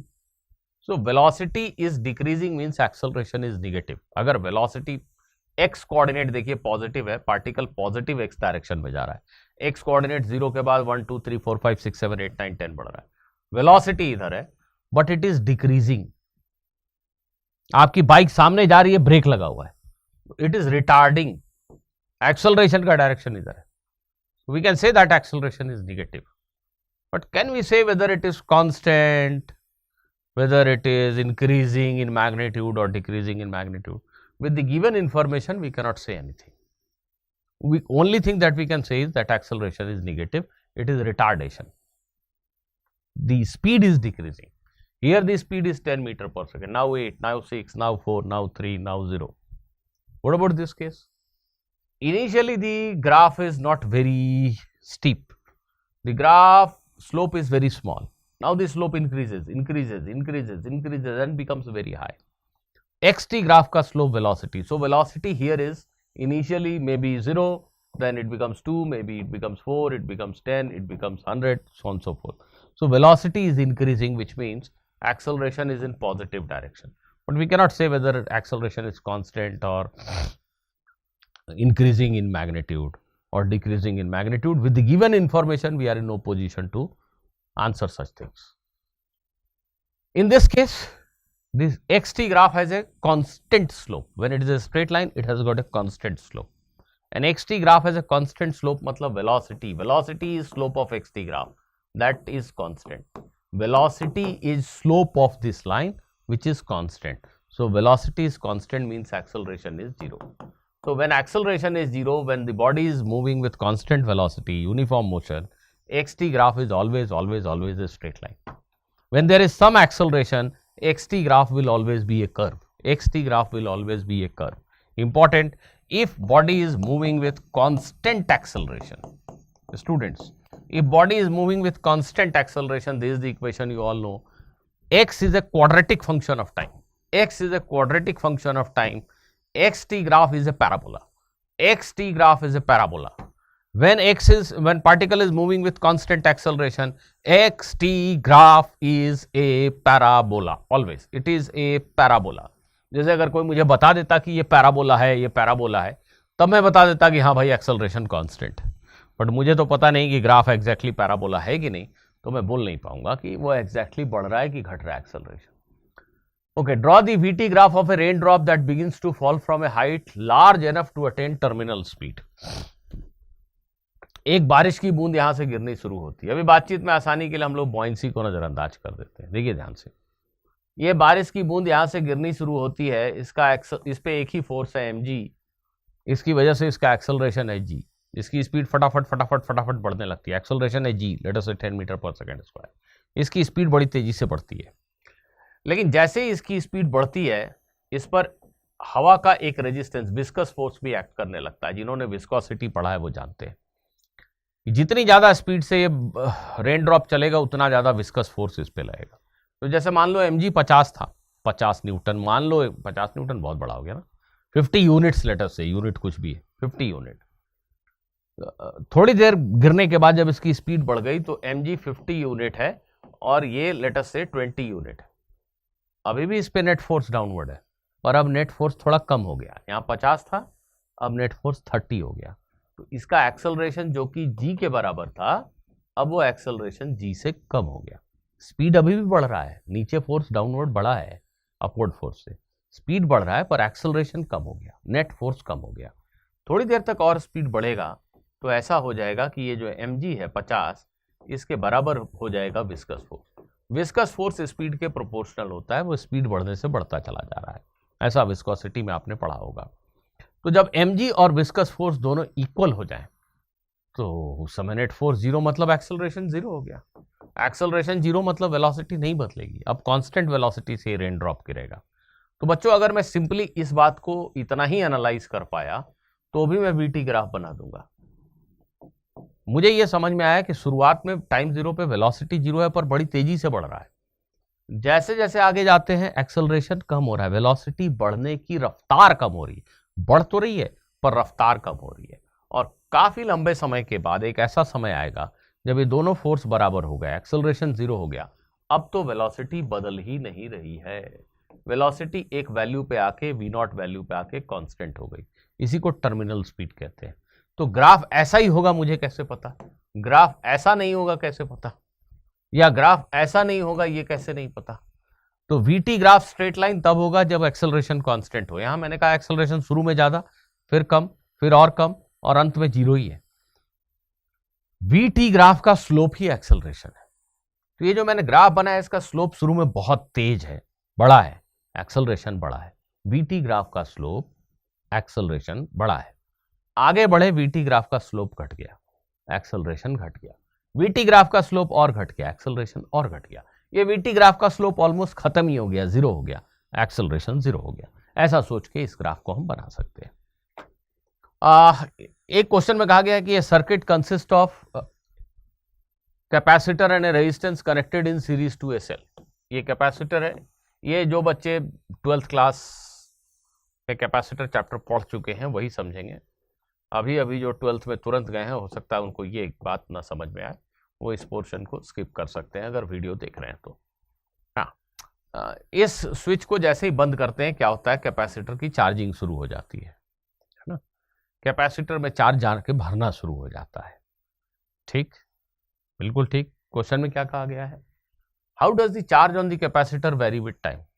Capacitor पे जो चार्ज है वो समय के साथ कैसे बदलेगा, कोई बड़ा इक्वेशन नहीं लिखना है, इंट्यूशन से लिखो, ग्राफ बनाओ, एक मोटा मोटी ग्राफ बनाओ, इंट्यूशन से ग्राफ बनाओ।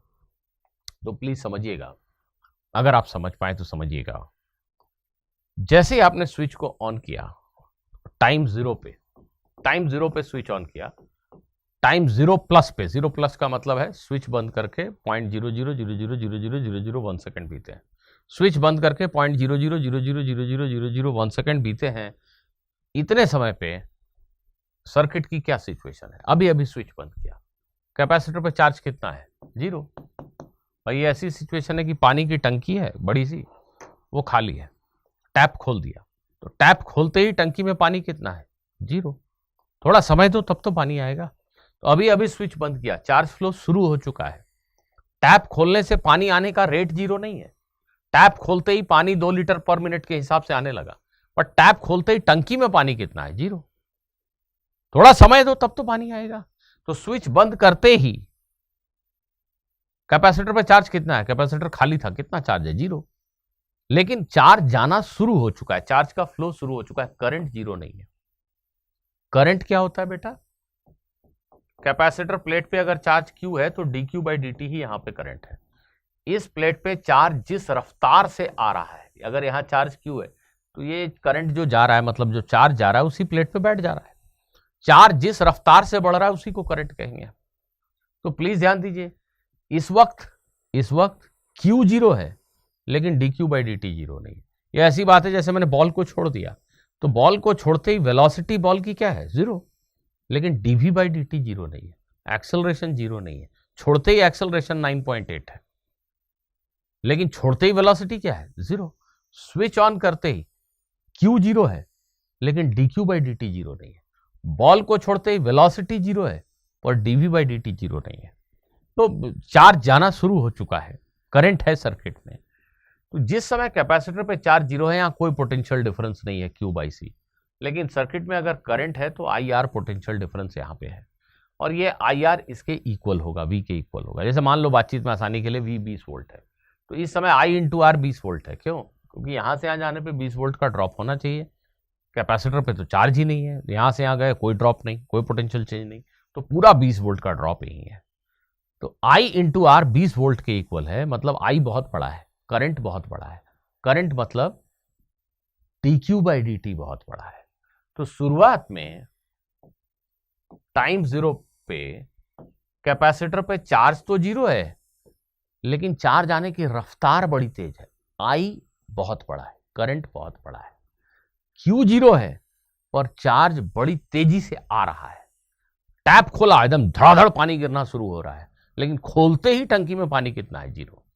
तो Q 0 है पर dQ बाई dt बहुत तेज है, मतलब स्लोप बहुत तेज है। थोड़े समय के बाद जाके देखेंगे तो इस पे अच्छा खासा चार्ज आ गया। इस पे जब काफी चार्ज आ गया, ऐसा मान लो, 1 मिनट के लिए मान लो कि ये 20 वोल्ट की बैटरी है और यहां इतना चार्ज आ गया कि यहां 10 वोल्ट हो गया Q बाई सी। यहां से यहां जाने पे 10 वोल्ट का पोटेंशियल ड्रॉप है, तो अब यहां 10 ही वोल्ट होगा, 10 और 10 मिलके 20। दैट मीन्स ये I इंटू आर जो है वो पहले शुरू में तो 20 था पर अब 10 हो गया। I इंटू आर 10 हो गया, मतलब करंट आधा हो गया, कम हो गया। करंट कम हो गया मतलब चार्ज आने की रफ्तार कम हो गई। जैसे जैसे ये कैपेसिटर भरता जा रहा है चार्ज से, चार्ज आने की रफ्तार कम होती जा रही है, चार्ज बढ़ने की रफ्तार कम होती जा रही है। बहुत लंबे समय के बाद जब ये कैपेसिटर पूरी तरह भर गया, यहां पोटेंशियल डिफरेंस इस V के बराबर हो गया, तो अब कोई करंट नहीं रह जाएगा, करंट 0, क्योंकि ये 20 वोल्ट, यहां 20 वोल्ट, तो यहां से यहां जाने पे 0। I इंटू आर 0 मतलब करंट 0। तो अगर इन सारी बातों को ध्यान से देखेंगे तो हमें ऐसे ही समझ में आ जाएगा कि ग्राफ ऐसे होना चाहिए। टाइम 0 पे चार्ज 0 है, लेकिन चार्ज आने की रफ्तार बड़ी तेज है, dQ बाई dt। ग्राफ की स्लोप बहुत ज्यादा है। जैसे जैसे चार्ज भर रहा है, ग्राफ की स्लोप कम होती जा रही है, कम होती जा रही है, कम होती जा रही है। फाइनली कैपेसिटर पे एक चार्ज Q0 होगा, फाइनल चार्ज। वहां जाते जाते करंट खत्म ही हो चला होगा, I की वैल्यू 0, मतलब इस ग्राफ का स्लोप खत्म। अब क्वेश्चन में यह भी कहा गया है कि इस सर्किट में करंट टाइम के साथ कैसे बदल रहा है, इसका ग्राफ बना दो। करंट और टाइम का ग्राफ बना दो, I और T ग्राफ बना दो। I क्या है, इसी का स्लोप। अगर पूरी कहानी को ठीक से सुना तो समझ गए, शुरू में करंट बहुत बड़ा है नहीं, और उसके बाद करंट डिक्रीज होता जा रहा है। ये करंट बहुत बड़ा है, फिर कम हो गया और कम हो गया और कम हो गया और कम हो गया और कम हो गया, 0 की तरफ जा रहा है। तो एक मोटा मोटा इंट्यूशन से बनाना है तो हम कुछ ऐसा ग्राफ बना देंगे कि शुरू में करंट बहुत बड़ा है और फिर डिक्रीज होता होता होता होता होता खत्म हो गया। तो बिना इक्वेशंस लिखे, बिना मैथमेटिक्स किए हम एक रफ स्केच तो खींच ही सकते हैं। What is the AC resistance और dynamic resistance of an ideal PN junction in forward bias. अगर एक PN जंक्शन को फॉरवर्ड बायस में रखते हैं, ये सब वही लोग समझ पाएंगे जिन्होंने नीट के लिए कुछ पढ़ाई की है। एक ideal PN junction forward bias में जो करंट वोल्टेज ग्राफ होता है, वो मैं आपको सिर्फ ग्राफ, स्लोप, एरिया की उपयोगिता बता रहा हूं, प्लीज ध्यान दीजिए। एक PN जंक्शन में फॉरवर्ड बायस में, फॉरवर्ड बायस में जो करंट वोल्टेज ग्राफ है वो ऐसा होता है, अगर आपको याद हो तो फॉरवर्ड बायस में आइडियल PN जंक्शन के लिए डायनामिक रेजिस्टेंस का क्या मतलब है? देखिए, जब वोल्टेज को हम करीब करीब 0.7 वोल्ट के ऊपर ले जाते हैं, ये 0.7 वोल्ट हो गया, 0.7 वोल्ट के नीचे रहने से लगभग नहीं के बराबर करंट होता, बहुत छोटा। पर 0.7 वोल्ट के ऊपर जाते ही थोड़ा सा वोल्टेज बदलो नहीं कि करंट एकदम जू-जा भागने लगता है, बहुत तेज भागता है। तो डायनामिक रेजिस्टेंस का मतलब, जिसको एसी रेजिस्टेंस भी कहा जाता है इलेक्ट्रॉनिक्स की भाषा में, वो V बाई आई नहीं होता है, वो डेल्टा V बाई डेल्टा आई होता है। इसका मीनिंग ये होता है कि अगर हम वोल्टेज में एक छोटा सा चेंज डेल्टा V का करें, अगर वोल्टेज को डेल्टा V बदलें, तो करंट में कितना बड़ा बदलाव होगा वो देखना है हमें। तो देखिए, अगर एक पीएन जंक्शन में जो अप्लाइड पोटेंशियल डिफरेंस है वो अगर 0.7 वोल्ट के ऊपर है, 0.8 0.9 ऐसा कुछ है, 1 मिनट के लिए मान लो, अगर हमारा पीएन जंक्शन इस रेंज में कहीं है, तो ग्राफ बड़ी स्टीप है।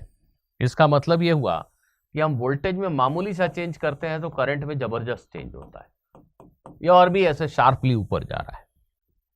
तो अगर हम इस रीजन की बात करें, यहाँ की नहीं, यहाँ की बात करें, मोस्टली हम यही की बात करते हैं, फॉरवर्ड बायस मोटा मोटी मान लो 0.7 वोल्ट से ऊपर है पोटेंशियल डिफरेंस, तो डेल्टा वी छोटा, डेल्टा आई बहुत बड़ा, ये छोटा ये बहुत बड़ा, वोल्टेज में मामूली सा बदलाव करने से करंट में जबरदस्त बदलाव हो जाता है। तो ये छोटा ये बहुत बड़ा, मतलब this is a very small number. Ideally मतलब हम कल्पना करते हैं कि काश मेरे पास ऐसा पीएन जंक्शन होता कि ये नंबर ऑलमोस्ट जीरो ही होता।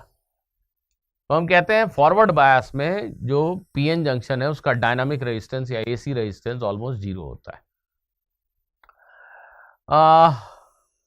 ऐसे ही आपके नीट के एग्जाम में इस तरह के भी क्वेश्चन, नीट या AIPMT जो बोल रहे हैं, ऐसे भी क्वेश्चन पूछे गए हैं कि एक पार्टिकल के मोमेंटम और टाइम का ग्राफ दिया हुआ है, this is how momentum of a particle is changing with time, ऐसा ग्राफ दिया हुआ है, नंबर्स लिखे हुए हैं, ऐसा यूनिट में है सब कुछ, ऐसा कुछ लिखा हुआ है, ये सेकंड में है, ये kg मीटर पर सेकंड है, और आपसे पूछ देंगे कि भाई बताओ पार्टिकल पे कितना फोर्स लग रहा है अगर उसके मोमेंटम और टाइम का ग्राफ दिया है। तो बच्चों जिनको याद है न्यूटन सेकंड लॉ की F is equal to dp by dt, वो तुरंत आंसर बता देंगे, dp बाई dt। अगर ऐसा कुछ इक्वेशन लिखा होता, ऐसा कुछ इक्वेशन लिखा होता तो डिफरेंशिएट करते, इक्वेशन नहीं लिखा पर रिलेशन ग्राफ के फॉर्म में दिया है।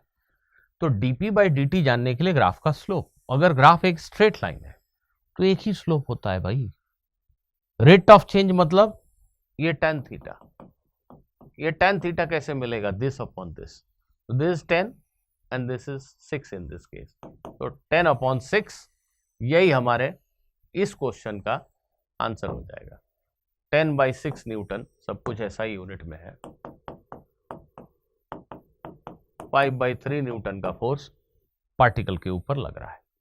ऐसे ही PT ग्राफ की जगह अगर हो सकता है ग्राफ में लिखा हो कि किसी रोटेटिंग बॉडी का एंगुलर मोमेंटम टाइम के साथ ऐसे बदल रहा है, यही ग्राफ बना हुआ है, यही ग्राफ बना हुआ है, और आपसे पूछेंगे टॉर्क क्या है। आपको सिर्फ अगर ये पता है कि rate of change of angular momentum is torque, तो आप फट से समझ गए कि अच्छा इस ग्राफ का स्लोप बताना है, tan थीटा बताना है, यही चीज इस केस में टॉर्क हो जाएगी। तो अगर आपको डेफिनेशंस याद हैं और आप ग्राफ के स्लोप का मीनिंग समझते हैं तो आप ऐसे क्वेश्चंस का आंसर जल्दी से दे पाएंगे। एक और एग्जांपल देख लेते हैं। In a photoelectric cell, show that graphical variation of maximum kinetic energy of photoelectrons with the frequency of light. अब ये भी जिन्होंने फोटो इलेक्ट्रिक इफेक्ट पढ़ा है उनको समझ में आएगा, उनको याद होगा कि एक फोटो इलेक्ट्रॉन की मैक्सिमम काइनेटिक एनर्जी इतनी होती है जहां न्यू यूज की गई लाइट की फ्रीक्वेंसी है, और जो फाई है वो वर्क फंक्शन है मेटल का। तो क्वेश्चन में कहा गया है कि मैक्सिमम काइनेटिक एनर्जी के मैक्स को न्यू के साथ प्लॉट करके दिखाओ।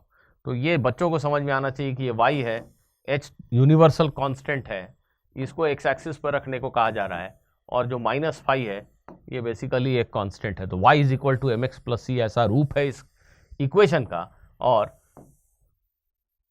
ऐसे ग्राफ तो फट से हम बना सकते हैं, ये स्ट्रेट लाइन ही होंगे, ये स्ट्रेट लाइन होंगे। देखिए ये स्लोप पॉजिटिव नंबर है तो ग्राफ स्ट्रेट लाइन होगी विथ इंक्रीज, ऐसे जाती हुई ग्राफ होगी। y एक्सिस पे जो y इंटरसेप्ट है वो -5 है, जैसे मान लो वर्क फंक्शन है 2 तो ये -2 है, मतलब लाइन यहां से पास हो रही है, -5 से, और पॉजिटिव स्लोप वाली लाइन है, तो ये लाइन ऐसी होगी। एक्चुअली काइनेटिक एनर्जी निगेटिव का तो कोई मीनिंग होता नहीं है, इसको मैथमेटिकली हमने ऐसे प्लॉट कर दिया, पर रियल लाइफ में ये ग्राफ तो बस इतनी ही होगी, इतनी होगी। तो अगर हम ये इक्वेशन जानते हैं तो हम ये ग्राफ जानते हैं, इसको अलग से रखने की जरूरत क्या है। हमें ये पता है कि इस लाइन को अगर एक्सटेंड करेंगे तो ये जो y इंटरसेप्ट है ये सीधा सीधा वर्क फंक्शन बताएगा। जैसे ये -2 है तो 2 electron volt is the work function, right. और पूछा गया है कि इस ग्राफ के स्लोप से आपको क्या मिलता है, what is value of tan theta. तो tan theta is nothing but Planck's constant, because यही तो ग्राफ का स्लोप है। y = mx + c में ये m है और यही हमारे ग्राफ का स्लोप है। तो अगर मैं किसी डिफरेंट मेटल के लिए भी एक्सपेरिमेंट करूं और ये ग्राफ खींचूं तो I will get a line that is parallel to this line only, because tan theta तो एक यूनिवर्सल कांस्टेंट है। तो just by knowing the fundamentals of mathematics हमें बहुत सारी चीज़ों को रट्टा मारने की ज़रूरत ख़त्म हो जाती है। इस बात पे आपका नज़र ध्यान जरूर जाना चाहिए। नीट का एग्ज़ाम उतना रटने वाला नहीं है जितना आप समझते हो एक्चुअली में। Now let us move on to area and integration. I'll just rush through it. इसमें बहुत कुछ करने को नहीं है। एरिया एंड इंटीग्रेशन आपको मैं ये समझा दूं जल्दी से। अगर y वर्सेस x ग्राफ दिया हुआ है, ये graph x axis x1 x2 के बीच ये जो एरिया होता है, ये एरिया अगर आपने किसी तरीके से पता कर लिया तो एक्चुअली आप y dx का इंटीग्रेशन जान गए x1 से x2 के बीच में। ये एरिया और ये इंटीग्रेशन दोनों सेम चीजें होती हैं, ये सबसे अहम बात यहां पे समझने की है। जैसे एक पार्टिकल का वेलोसिटी टाइम ग्राफ मान लीजिए आपको दिया गया है, vt ग्राफ दिया गया है। ये पार्टिकल का वेलोसिटी टाइम ग्राफ दिया गया है किसी क्वेश्चन में, ऐसा क्वेश्चन अक्सर आता है। एक पार्टिकल का वेलोसिटी टाइम ग्राफ दिया गया है, ये मीटर पर सेकेंड में है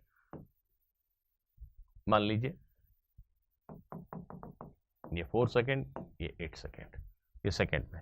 ये पार्टिकल का वेलोसिटी टाइम ग्राफ दिया गया है और आपसे पूछा जा रहा है कि पार्टिकल का डिस्प्लेसमेंट बताओ 8 सेकेंड में।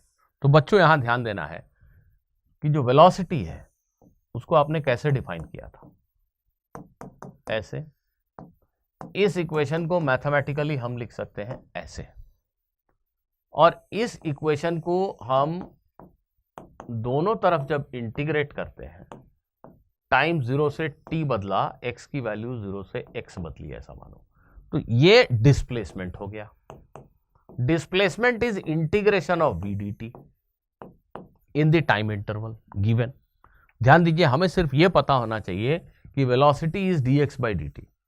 इसको थोड़ा सा मैनिपुलेट करें तो हमें डिस्प्लेसमेंट कैसे मिलेगा, v dt के इंटीग्रेशन से। ठीक है, अगर आपको ये स्टेप बहुत अटपटे लगते हैं तो ये भी याद होना चाहिए कि डिस्प्लेसमेंट कैसे मिलेगा, v dt के इंटीग्रेशन से। इंटीग्रेशन कब करना है, जब वेलोसिटी वेरिएबल है। क्या यहाँ वेलोसिटी वेरिएबल है, थोड़ी देर तक कांस्टेंट फिर वेरिएबल है, तो इंटीग्रेशन तो करना पड़ेगा। अगर मेरे पास कोई ऐसा इक्वेशन होता वेलोसिटी टाइम के फंक्शन में ऐसी लिखी होती, कुछ भी ऐसा, तो मैं इंटीग्रेशन करके आंसर देता डिस्प्लेसमेंट की वैल्यू। v और t का रिश्ता तो दिया है पर ऐसा नहीं, ग्राफ के फॉर्म में दिया है। तो मुझे याद आना चाहिए कि यार ये y dx का इंटीग्रेशन करो या ग्राफ का एरिया निकालो, बात तो एक ही होती है। तो v dt का इंटीग्रेशन मैं कर नहीं पा रहा हूं, क्यों? क्योंकि v का ऐसा कोई इक्वेशन तो पता नहीं है मुझे। तो तुरंत मेरा ध्यान जाना चाहिए कि अच्छा, इसका मतलब ग्राफ के एरिया से आंसर आएगा। जी हाँ, ये वेलोसिटी टाइम ग्राफ है, ये टाइम एक्सिस है, ये पूरा का पूरा जो एरिया है ये डायरेक्टली आपको इस इंटीग्रेशन की वैल्यू बताता है। तो डिस्प्लेसमेंट कैसे निकलेगा, v dt के इंटीग्रेशन से, बस इतना ही याद होना चाहिए। बाकी हमें पता है y dx का इंटीग्रेशन और एरिया में क्या रिलेशन है। तो ये एरिया निकाल दो किसी भी तरीके से, ये रेक्टेंगल और ये ट्रायंगल का एरिया जोड़ दो, या इसको एक ट्रैपेजियम मान लो। देखो ट्रैपेजियम है ये, ट्रैपेजियम, ये पैरेलल साइड्स है, इसकी एक लेंथ है 4, इसकी एक लेंथ है 8, दोनों पैरेलल साइड के बीच की परपेंडिकुलर दूरी, इसको कहते हैं हाइट। ट्रैपेजियम का एरिया होता है half into height into sum of parallel sides. देखिए sum of parallel side 4, 8, half into height, यही हमारा आंसर हो गया। So many metre is the displacement. V T graph की बात चली है तो यहाँ पे बच्चों तुम्हें बता दूं कि अगर VT ग्राफ ऐसा कहीं मिल जाए तुम्हें, जैसे ऐसा कहीं मिल जाए तुम्हें, तो ध्यान देना कि ये एरिया पॉजिटिव और ये एरिया निगेटिव। अगर टोटल डिस्प्लेसमेंट बताना है तो हमेशा इस एरिया में से इस एरिया को सब्ट्रैक्ट कर देना। ये एरिया 20 आया और ये 15 आया, तो 20 माइनस 15 5 हुआ डिस्प्लेसमेंट। लेकिन अगर डिस्टेंस ट्रैवल्ड पूछा गया हो, VT ग्राफ देखे डिस्टेंस, तो इन दोनों एरिया को जोड़ देना। ये 20 और ये 15 आया तो डिस्टेंस ट्रैवल्ड 35 हो गया। क्यों? ये वेलोसिटी पॉजिटिव है, मतलब पार्टिकल पॉजिटिव एक्स डायरेक्शन में जा रहा था। यहां वेलोसिटी निगेटिव है, मतलब पार्टिकल ने यू टर्न लिया और पीछे लौट के आ गया। तो भाई डिस्प्लेसमेंट तो मुझे सिर्फ इतना ही बताना पड़ेगा ना, दिस माइनस दिस करेंगे तो डिस्प्लेसमेंट आएगा। पर डिस्टेंस बताने के लिए तो ये पूरी दूरी ही बतानी पड़ेगी। तो डिस्टेंस बताने के लिए दोनों एरिया को जोड़ना पड़ेगा, ये याद रखिएगा। आइए ये क्वेश्चन देखते हैं। Acceleration versus time graph for a particle moving along x axis is shown in figure. Initial velocity of the particle is 2 metre per second. Find the velocity of the particle at t is equal to 1 second. ये acceleration time graph है, खुद से try करो, video pause कर दो। Initial velocity of the particle time 0 पे जो particle की वेलोसिटी है u, इट इज 2। ये एक्सेलरेशन टाइम ग्राफ है और t इज इक्वल टू 1 पे हमें वेलोसिटी बतानी है। आप में से मैक्सिमम लोग, अगर मैं पूछूंगा कि क्या एक्सेलरेशन टाइम, अगर वेलोसिटी क्या 0 से 1 सेकेंड में डिक्रीज हो रही है, तो मैक्सिमम लोग कहेंगे हाँ, उन्हें कुछ घटने का आभास हो रहा है इस ग्राफ में। बच्चों एक्सेलरेशन डिक्रीज हो रहा है, पर एक्सेलरेशन टाइम 0 पे +4 है, यहाँ पे 0.2 है, 0.5 सेकेंड पे +2 है। +2 है मतलब एक्सेलरेशन है इधर ही, इस डायरेक्शन में एक्सेलरेशन 0.1 भी है तो वेलोसिटी बढ़ रही है। एक्सेलरेशन का मैग्नीट्यूड घट रहा है पर एक्सेलरेशन पॉजिटिव है मतलब वेलोसिटी बढ़ रही है। तो 0 से 1 सेकेंड के बीच में पार्टिकल की वेलोसिटी बढ़ रही है, घट नहीं रही है, पक्की बात है। VT ग्राफ कैसा होगा 0 से 1 सेकेंड में, अगर मैं पूछ दूं आपसे VT ग्राफ कैसा होगा? इनिशियल वेलोसिटी 2 है और v जो है वो टाइम के साथ ऐसा बढ़ रहा है, ऐसा ग्राफ बनाना सही होगा क्या? VT ग्राफ एक स्ट्रेट लाइन होता है अगर एक्सेलरेशन कांस्टेंट हो। यहाँ एक्सेलरेशन 4 नहीं है, 3 हो गया, 2 हो गया, 1 हो गया, 0.5 हो गया, 0 हो गया, तो एक्सेलरेशन डिक्रीज हो रहा है। इसलिए बच्चों 0 से 1 सेकेंड के इंटरवल में VT ग्राफ ऐसा तो नहीं होगा। VT ग्राफ ऐसा होगा जिसमें एक्सेलरेशन डिक्रीज होता हुआ दिखना चाहिए मुझे। एक्सेलरेशन डिक्रीज होता हुआ कैसे दिखेगा? ऐसा कुछ ग्राफ होना चाहिए। अब ये वेलोसिटी टाइम ग्राफ का स्लोप बहुत बड़ा है, 4, स्लोप कम हो गया 3, एक्सेलरेशन 3 हो गया, स्लोप कम हो गया एक्सेलरेशन 1, स्लोप ऑलमोस्ट 0 हो गया यहाँ पे, तो एक्सेलरेशन 0। VT ग्राफ तो ऐसा दिखेगा, पहली चीज। बहरहाल हमसे पूछा गया find the velocity at t is equal to 1 second, कैसे बताएंगे? अगेन आपको ये इक्वेशन पता होना चाहिए कि एक्सेलरेशन इज dv/dt। इसको हम लिख सकते हैं dv is equal to ADT। इसको इंटीग्रेट करते हैं। Actually v is equal to u plus AT का डेरिवेशन आप में से कितने लोगों को याद है मुझे पता नहीं, बहुत सारे लोगों को याद नहीं होता है। आपको लगता है डेरिवेशन क्यों पढ़ना, तो डेरिवेशन नहीं पता है तो ये सारी चीज़ें कठिन लगती, और अगर पता है तो ये सारी चीज़ें पता है कि यही होता है, ये तो डेरिवेशन के स्टेप हैं। हाँ, तो अगर इसको आप इंटीग्रेट करेंगे टाइम 0 से t या t1 से t2 कुछ भी हो सकता है, वेलोसिटी इनिशियल u से बदल के v हो गई, तो ध्यान दीजिए ये इंटीग्रेशन हो जाएगा v minus u, this is ADT। बच्चों यहाँ ध्यान दीजिए, ADT का इंटीग्रेशन क्या होता है? ADT का इंटीग्रेशन वेलोसिटी होता है, गलत, वो चेंज इन वेलोसिटी होता है, याद करो, चेंज इन वेलोसिटी। और ADT का इंटीग्रेशन क्या हो गया? हमारे लिए area of the graph, A और T का ग्राफ दिया हुआ है, तो 1 सेकंड के अंदर ग्राफ और टाइम एक्सिस के बीच का ये जो एरिया है यही चेंज इन वेलोसिटी है। बच्चों चेंज इन वेलोसिटी है ये, v माइनस u की वैल्यू ये एरिया है। एरिया क्या है? Triangle, half into base into height, half into 1 into 4, half into 1 into 4 मतलब 2। u की वैल्यू 2 दी हुई है इसलिए v की वैल्यू मिल गई। इसलिए v की वैल्यू मिल गई, राइट। तो t is equal to 1 second तक पार्टिकल की वेलोसिटी बढ़ रही थी और वेलोसिटी 4 मीटर पर सेकेंड होगी। दूसरा क्वेश्चन मैं आपके लिए छोड़ देता हूं, at what time speed of the particle will again become equal to its initial speed. Initial speed is 2। कितने समय पे अगर ये ग्राफ ऐसे ही चलता रहा, किस टाइम पे पार्टिकल की स्पीड इनिशियल स्पीड के बराबर फिर से लौट आएगी, ये आपको इस ग्राफ को देखकर कैलकुलेशन करके बताना है। इसी तरीके से आपको कई जगहों पे FT ग्राफ मिल जाता है, फोर्स टाइम ग्राफ। एक पार्टिकल के ऊपर फोर्स लग रहा है और फोर्स और टाइम का ग्राफ मोस्टली स्ट्रेट लाइंस के कॉम्बिनेशन में दिया होता है, पर ठीक है FT ग्राफ दिया हुआ है। तो FT ग्राफ का जो एरिया होगा, बच्चों ध्यान दीजिएगा, FT ग्राफ का जो एरिया है, ये एरिया FDT के इंटीग्रेशन को रिप्रेजेंट करता है। FDT का इंटीग्रेशन पार्टिकल पे एक्ट करने वाला इम्पल्स है, इम्पल्स कहते हैं इसको। This is equal to change in momentum of the particle, final momentum minus initial momentum. तो अगर F और T का ग्राफ दिया है तो इस ग्राफ के अंदर का जब आप एरिया निकालोगे तो सीधा आपको चेंज इन मोमेंटम मिल जाएगा पार्टिकल का।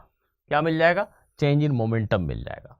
बिल्कुल ऐसे ही F और X का ग्राफ अगर आपको दिया है, पार्टिकल के ऊपर फोर्स लग रहा है, मान लो ऐसा ही ग्राफ है, और वेरिएबल फोर्स लग रहा है और पार्टिकल के डिस्प्लेसमेंट के साथ उसका ग्राफ दिया है, तो ये Fx ग्राफ का जो एरिया है, ये जो एरिया है, ये आपको वर्क डन देता है, क्योंकि वर्क डन होता है F dx का इंटीग्रेशन, और F dx का इंटीग्रेशन निकालें या Fx ग्राफ का एरिया निकालें, बात एक ही है। तो F वर्सेज X ग्राफ का एरिया सीधा सीधा आपको work done by the force on the particle देता है। ठीक इसी तरीके से थर्मोडायनामिक्स में आप पढ़ते हैं कि अगर एक गैस का प्रेशर P है और गैस मान लो एक्सपैंड हो रही है, कॉम्प्रेस हो रही है, एक बहुत ही छोटा चेंज इन वॉल्यूम dV होने से work done by gas is P dV। काफ़ी देर तक उसका वॉल्यूम बदलता रहा, प्रेशर बीच बीच में बदलता रहा, प्रेशर कांस्टेंट नहीं था, तो जो वर्क डन है वो इनिशियल से फाइनल पोजीशन तक P dV के इंटीग्रेशन से मिलता है। गैस का वर्क डन P dV का इंटीग्रेशन होता है। तो अब आप सभी जानते हैं कि बहुत सारे क्वेश्चन में एक प्रेशर वॉल्यूम का ग्राफ दिया हुआ होता है। किसी क्वेश्चन में ऐसा हो सकता है कि गैस का प्रेशर P0 है और उसका वॉल्यूम V0 से बढ़ के 2V0 हो गया, ऐसा। तो बताओ कि गैस का वर्क डन क्या है? तो हमें निकालना तो P dV का इंटीग्रेशन ही है। अब P dV का इंटीग्रेशन कैसे मिलेगा? तो PV ग्राफ का एरिया, ये एरिया मतलब P0 into this length V0, यही हमारा वर्क डन हो गया। इस थर्मोडायनामिक प्रोसेसेस में वर्क डन को और ध्यान से देखिएगा, कई बार क्वेश्चन ऐसे आए हैं जिसमें इस ग्राफ के एरिया से आप वर्क डन कैलकुलेट कर सकते हो। इस पे जरा जरूर एक बार और ध्यान दीजिएगा आप खुद से। ये चीज मैं एक्चुअली नहीं ले रहा हूं, ये मैंने एक दूसरा वीडियो बनाया है AC सर्किट्स के ऊपर। तो AC सर्किट्स का रिवीजन कराने के लिए एक वीडियो बनाया है, उसके शुरुआत में मैंने ये चीज़ अच्छे से वहाँ पे एक्सप्लेन की है। तो आप में से जो लोग इंटरेस्टेड हों, अगर AC सर्किट नहीं भी पढ़ा है, अभी 12th क्लास में गए हों, पर ये चीज़ जानना चाहते हैं, तो शुरू का 10-15 मिनट देख लेंगे तो दे विल अंडरस्टैंड कि इंटीग्रेशन का यूज़ या ग्राफ के एरिया का यूज़ हम एक क्वांटिटी के एवरेज निकालने में कैसे कर सकते हैं, पर्टिकुलरली तब जब वो क्वांटिटी लीनियरली वेरिंग ना हो। तो ये आप उस वीडियो में देख लीजिएगा। आज इस वीडियो को हम यहीं पे रोकते हैं। होपफुली आपके ग्राफ से रिलेटेड बहुत सारे डाउट्स को मैंने एड्रेस किया है। Thank you for watching this video.